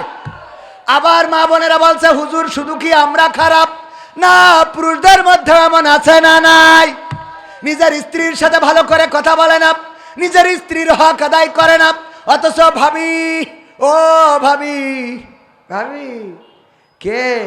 হ্যাঁ আমি মাকসেদ। ও মাকসেদ ভাই, আপনি তো খোঁজই নেন না। ভাবি আসছিলাম এক গ্লাস পানি। কি বলছেন, পানি কেন? আমি শরবত করে এনে দিচ্ছি, একটু খাবেন। শরবত বানাইছে, লেবু টিপে দেছে, তিতে হয়েছে, লবণ দেছে, তিতে আর এ মিলে শরবত। তো দূরের কথা, ও তো কোনো বোধই হয়নি, বোঝেননি? ওই শরবত খায় আর বলে, হ্যাঁ মাকসেদ ভাই কেমন হয়েছে? আরে ভাবি আপনার হাতে সব, এ যে কি নাইস মনে আছে, হাউজে কাউসারের পানি খাচ্ছে। শয়তান কোথাকার। আর বউ রান্না করে দেয়, ওর মধ্যে কোনোভাবে একটু লবণ যদি বেশি হয়ে যায়, এই তোর রাত্রি কয় কি নাই, এই রাত্রি কয় কি না, একটু যদি লবণ বেশি হয়ে যায় মিজাজ খারাপ হয়ে যায়, আছে না নাই? লবণ যদি একটু বেশি হয়ে যায় বলবেন, স্ত্রী তুমি এত সুন্দর রান্না করো, আল্লাহ তোমার রান্না খাওয়ার পরে আমি মনে হয় যে হরিণের গোশত খাচ্ছি, তবে লবণটা একটুখানি কমাই দিলে যে আরো কি টেস্ট হইতো, আলহামদুলিল্লাহ। এই বলা যাবে না এইভাবে? এইগুলো বলবেন, এইগুলো না বলে খালি শুধু ধমকের, এই দেখো তোর যদি আমি তালাক না দিছি, আমার নাম কবির বিন সামাদ। দেখেন তালাক দিয়ে খুব বাহাদুরি কাজ নাকি? এবার তালাক দিয়ে বলে, বুঝে বাচ্চা দুটো হয়ে গেছে বলে ফেলেছি, একটু খাতা পৃষ্ঠা খুলে দেখেন দিন লাস্টে 3 পাতায় কোনো লাইন আছে কিনা, মানে সব তো পড়া শেষ, লাস্টে 3 পাতায় একটা লাইন পাওয়া যায় কিনা। আমি একজনের বললাম যে আপনি কোন মাযহাবের? তো বলছে হানাফি মাযহাবের। আমি বললাম হানাফি মাযহাব হইলে তালাক দিয়েছেন শেষ। তো বলছে কোন মাযহাবে এটা নেওয়া যাবে? তো আমি বললাম শাফি মাযহাবে। বলছে তাহলে আমি শাফি মাযহাবে। শয়তান সহ্য না করি পারে, বলছে যে একবারে দিয়ে ফেলেছি। এখন আমি বললাম কোন মাযহাবে? আমি বললাম বলছে শাফি মাযহাব, হানাফি মাযহাব। বললাম হানাফি মাযহাব যদি মানেন, হানাফি মাযহাবের ফতোয়া হলো যদি একবারে কেউ 3 তালাক দেয়, ওটা তালাক, ওর আর কোনো সমাধান নেই। তা বলছে তাহলে কোন মাযহাবে আছে? তা বললাম ইমাম মালিক, ইমাম শাফি বলেছে রাহিমাহুল্লাহ যে যদি কেউ একসাথে 3 তালাক দেয় তাহলে ওটা 1 তালাক হিসাবে গণ্য হবে, কারণ এটা রাসূল সাল্লাল্লাহু আলাইহি ওয়াসাল্লামের পলিসির মধ্যে পড়ে না। তাছাড়া উনি বোঝাতে চেয়েছেন যে যখন মানুষ রাগ করে তালাক দেয় তখন তার ব্রেন ঠিক থাকে না, সুতরাং তালাকের বিধানটা প্রতি মাসে একটা করে দেবে, এটাই বিধান, তাই 1 তালাক হিসেবে গণ্য হবে। তা বলছে আমি আজকে তো তাহলে শাফি মাযহাবের লোক, তার মানে ওর বউ নিতেই হবে। ওর কোনো ফতোয়া মানতে রাজি। ওগো আমার ভাইয়েরা, ওগো আমার কলিজার টুকরারা, আমার পর্দার অন্তরালে মা বোনেরা, আমরা আইন মানব কার? আল্লাহ রাব্বুল আলামিন আমাদের যে আইন দিয়েছেন, প্রথমেই বলেছি আমরা মাথা নত করব আল্লাহর কাছে। আমরা যারা আল্লাহর কাছে মাথা নত করি, যারা বলেছি ইন্না সলাতি ওয়া নুসুকি ওয়া মাহইয়ায়া ওয়া মামাতি লিল্লাহি রাব্বিল আলামিন, নিশ্চয় আমাদের সালাত, আমাদের কুরবানি, আমাদের হায়াত, আমাদের মওত সব কিছু বিশ্ব প্রতিপালক আল্লাহর জন্য। আল্লাহর জন্য যদি আমরা আমাদেরকে সঁপে দিয়ে থাকি, তাহলে বিপদে আপদে মুসিবতে ডাকবো কাকে? প্রশংসা করব কার? আমরা প্রশংসা আনন্দের সময় প্রশংসা করব আল্লাহর, আর বিপদের সময় আল্লাহর কাছে সাহায্য চাইব, আল্লাহ সাহায্য দাও, আল্লাহ তুমি সাহায্য করো, আল্লাহ তুমি রহম করো। আমার আল্লাহ এমন আল্লাহ, যারা আল্লাহকে ডাকে তারা কখনো প্রতারিত হয় না, যারা আল্লাহকে ডাকে তারা কখনো হেরে যায় না, যারা আল্লাহকে ডাকে তারা ধ্বংস হয় না, যারা আল্লাহকে ডাকে তাদের পরাজয় থাকে না, যারা আল্লাহকে ডাকে দুনিয়ার পরে আল্লাহ তাদের পাশে থাকে এবং পরকালেও আছে না নাই? আল্লাহর কাছে যারা নিজেদেরকে নিবেদিত করে দিয়েছে তাদের অবস্থা হলো এমন। আমার সভাপতি সাহেব, কুষ্টিয়া ইসলামিক ইউনিভার্সিটির শ্রদ্ধাভাজন শিক্ষক জনাব ডক্টর মোহাম্মদ জালালউদ্দিন সাহেব, জালালউদ্দিন সাহেব গরু পালন করে, গরু পুষেছে। এই গরু মাঠের মধ্যে রেখে এসেছে, এসে মাহফিলে চলে এসেছে, বিকাল বেলায় যাইতে রাত হয়ে গেছে, গরু ফিরিয়ে আনবে খেয়াল নাই। গরু যখন মাঠের মধ্যে একটা বন থেকে বাঘ বের হয়ে গরুরে দৌড়ানি দিয়েছে, ধরার জন্য পিছু নিয়েছে, গরু দৌড়ায়, বাঘও দৌড়ায়, দৌড়াতে দৌড়াতে গরু বুঝে ফেললো যে বাঘের সাথে দৌড়াইয়ে পারা যাবে না, তাহলে কি করা যায়? যতই গরু তার মধ্যেও চিন্তা আছে না নাই? তার মধ্যেও কিছু বুদ্ধি আছে। গরু পাশে দেখলো একটা নরম কাদাওয়ালা ক্ষেত, ক্ষেতের মধ্যে দিয়েছে লাফ, যে এই ক্ষেতের মধ্যে যদি লাফ দিই তাইলে আত্মরক্ষা হইতে পারে। গরু ক্ষেতের মধ্যে লাফ দেওয়ার পরে 4 হাত পা একসাথে ডেবে গেছে, কাদার মধ্যে পুঁতে গেছে। বাঘও লাফ দিয়েছে, গরুর থেকে বাঘের দৌড়ের গতি ছিল একটু বেশি, গরুরে রেখে 3 হাত সামনে যেয়ে পড়েছে। কয় হাত সামনে? তো গরু যদি ডেবি যায় বাঘও ডেবি যাবে কিনা? বাঘও ডেবে গেছে। গরু কোনো টেনশন ছাড়াই ওই ডাবা অবস্থায় খালি জাবর কাটে। আর গরু টেনশন করতেছে কি করে বের হওয়া যায়, চেষ্টা করতেছে কি করে বের হবে। বাঘ বাঘ বের হওয়ার চেষ্টা করতেছে, আর গরু কি করেছে, জাবর কাটাচ্ছে। বাঘের মিজাজ গেছ খারাপ, এই গরু, এই তুই তো আসলেই গরু। কে ভাই কি হয়েছে ভাই, কি হয়েছে মানে? আমার সঙ্গীতের বই আছে, ক্যামেরা পার্সন যাচ্ছে, কারো লাগলে নিয়ে। সম্মানিত ভাইয়েরা, তো কথা ও আবার ওর আমি বলি না, তাও যায়। এত দায়িত্বশীল আমি আলামিনীর আমি খুঁজে পাই। আল্লাহ, হ্যাঁ, দাম 100 টাকা, আর ওই যে জীবন জিজ্ঞাসা যেটা, ওটা হলো 50 টাকা। তো ভাইয়েরা আমার, গরু মানে বই একটু বেচাও লাগবে কেন ভাই, তো আমার ওইভাবে টাকা দেয় না। এমনি আইসেতে করি ভাই, ওই দুটো খাতি দেয় যত্ন করে সুই ঝাল দিয়ে, ওই আর কি। তো এই জন্য বইটই বেঁচে যা দুটো, আজকে টাকা না নিয়ে গেলে আবার বাড়িও জায়গা হয় না। তো মানে প্রতিদিন যে হিসেব দিতে হয় যে রাত্রি তুমি আমার কাছে থাকবা না, আবার টাকাও দিবা না, তা আমি কি নিয়ে থাকবো? জ্বালার শেষ আছে আমাদের। সব কথা বলি ফেললাম, আল্লাহ মাফ করে দাও, আমি সবাই মাফ করে দিয়ে। আমি তো খোলা মনের মানুষ, সবাই ঠাস ঠাস করে বলে ফেলি। যাই হোক ভাইয়েরা আমার, গরু কোনো টেনশন ছাড়া জাবর কাটাচ্ছে, আর বাঘ টেনশন করতেছে যে কি করে বের হওয়া যায়। বাঘ এক ফাঁকে বলেই বেলায় গরু, তুই তো আসলেই গরু। কেন ভাই কি হয়েছে, কি হয়েছে মানে? এই কাদার মধ্যে লাফ দিলি কেন? তোরে যদি আমি ধরতাম তাহলে তোরে খেয়ে আমি বেঁচে থাকতাম, তুই মারা যাতিস, কথা ঠিক। আবার তুই যদি পালাই যাতিস তাহলে তুইও বেঁচে যাতিস, আমিও বেঁচে যেতাম। কিন্তু এমন একটা কাজ করেছিস যে তুইও মরবি, আমিও মরবো, বাঁচার কোনো রাস্তা নেই।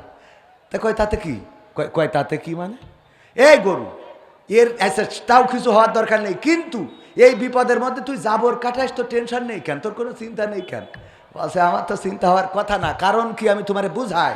ও গো বাঘ, শুনে নাও, তুমি বাঘ বনে থাকো, তোমার কোনো মালিক নাই, তোমার কোনো অভিভাবক নাই, তোমার কোনো গার্জিয়ান নাই। আমি গরু, আমার গার্ডিয়ান আছে, আমার মালিক আছে, আমার অভিভাবক আছে। আমার অভিভাবক ডক্টর জালালউদ্দিন সাহেব, উনি মাহফিলে আছে।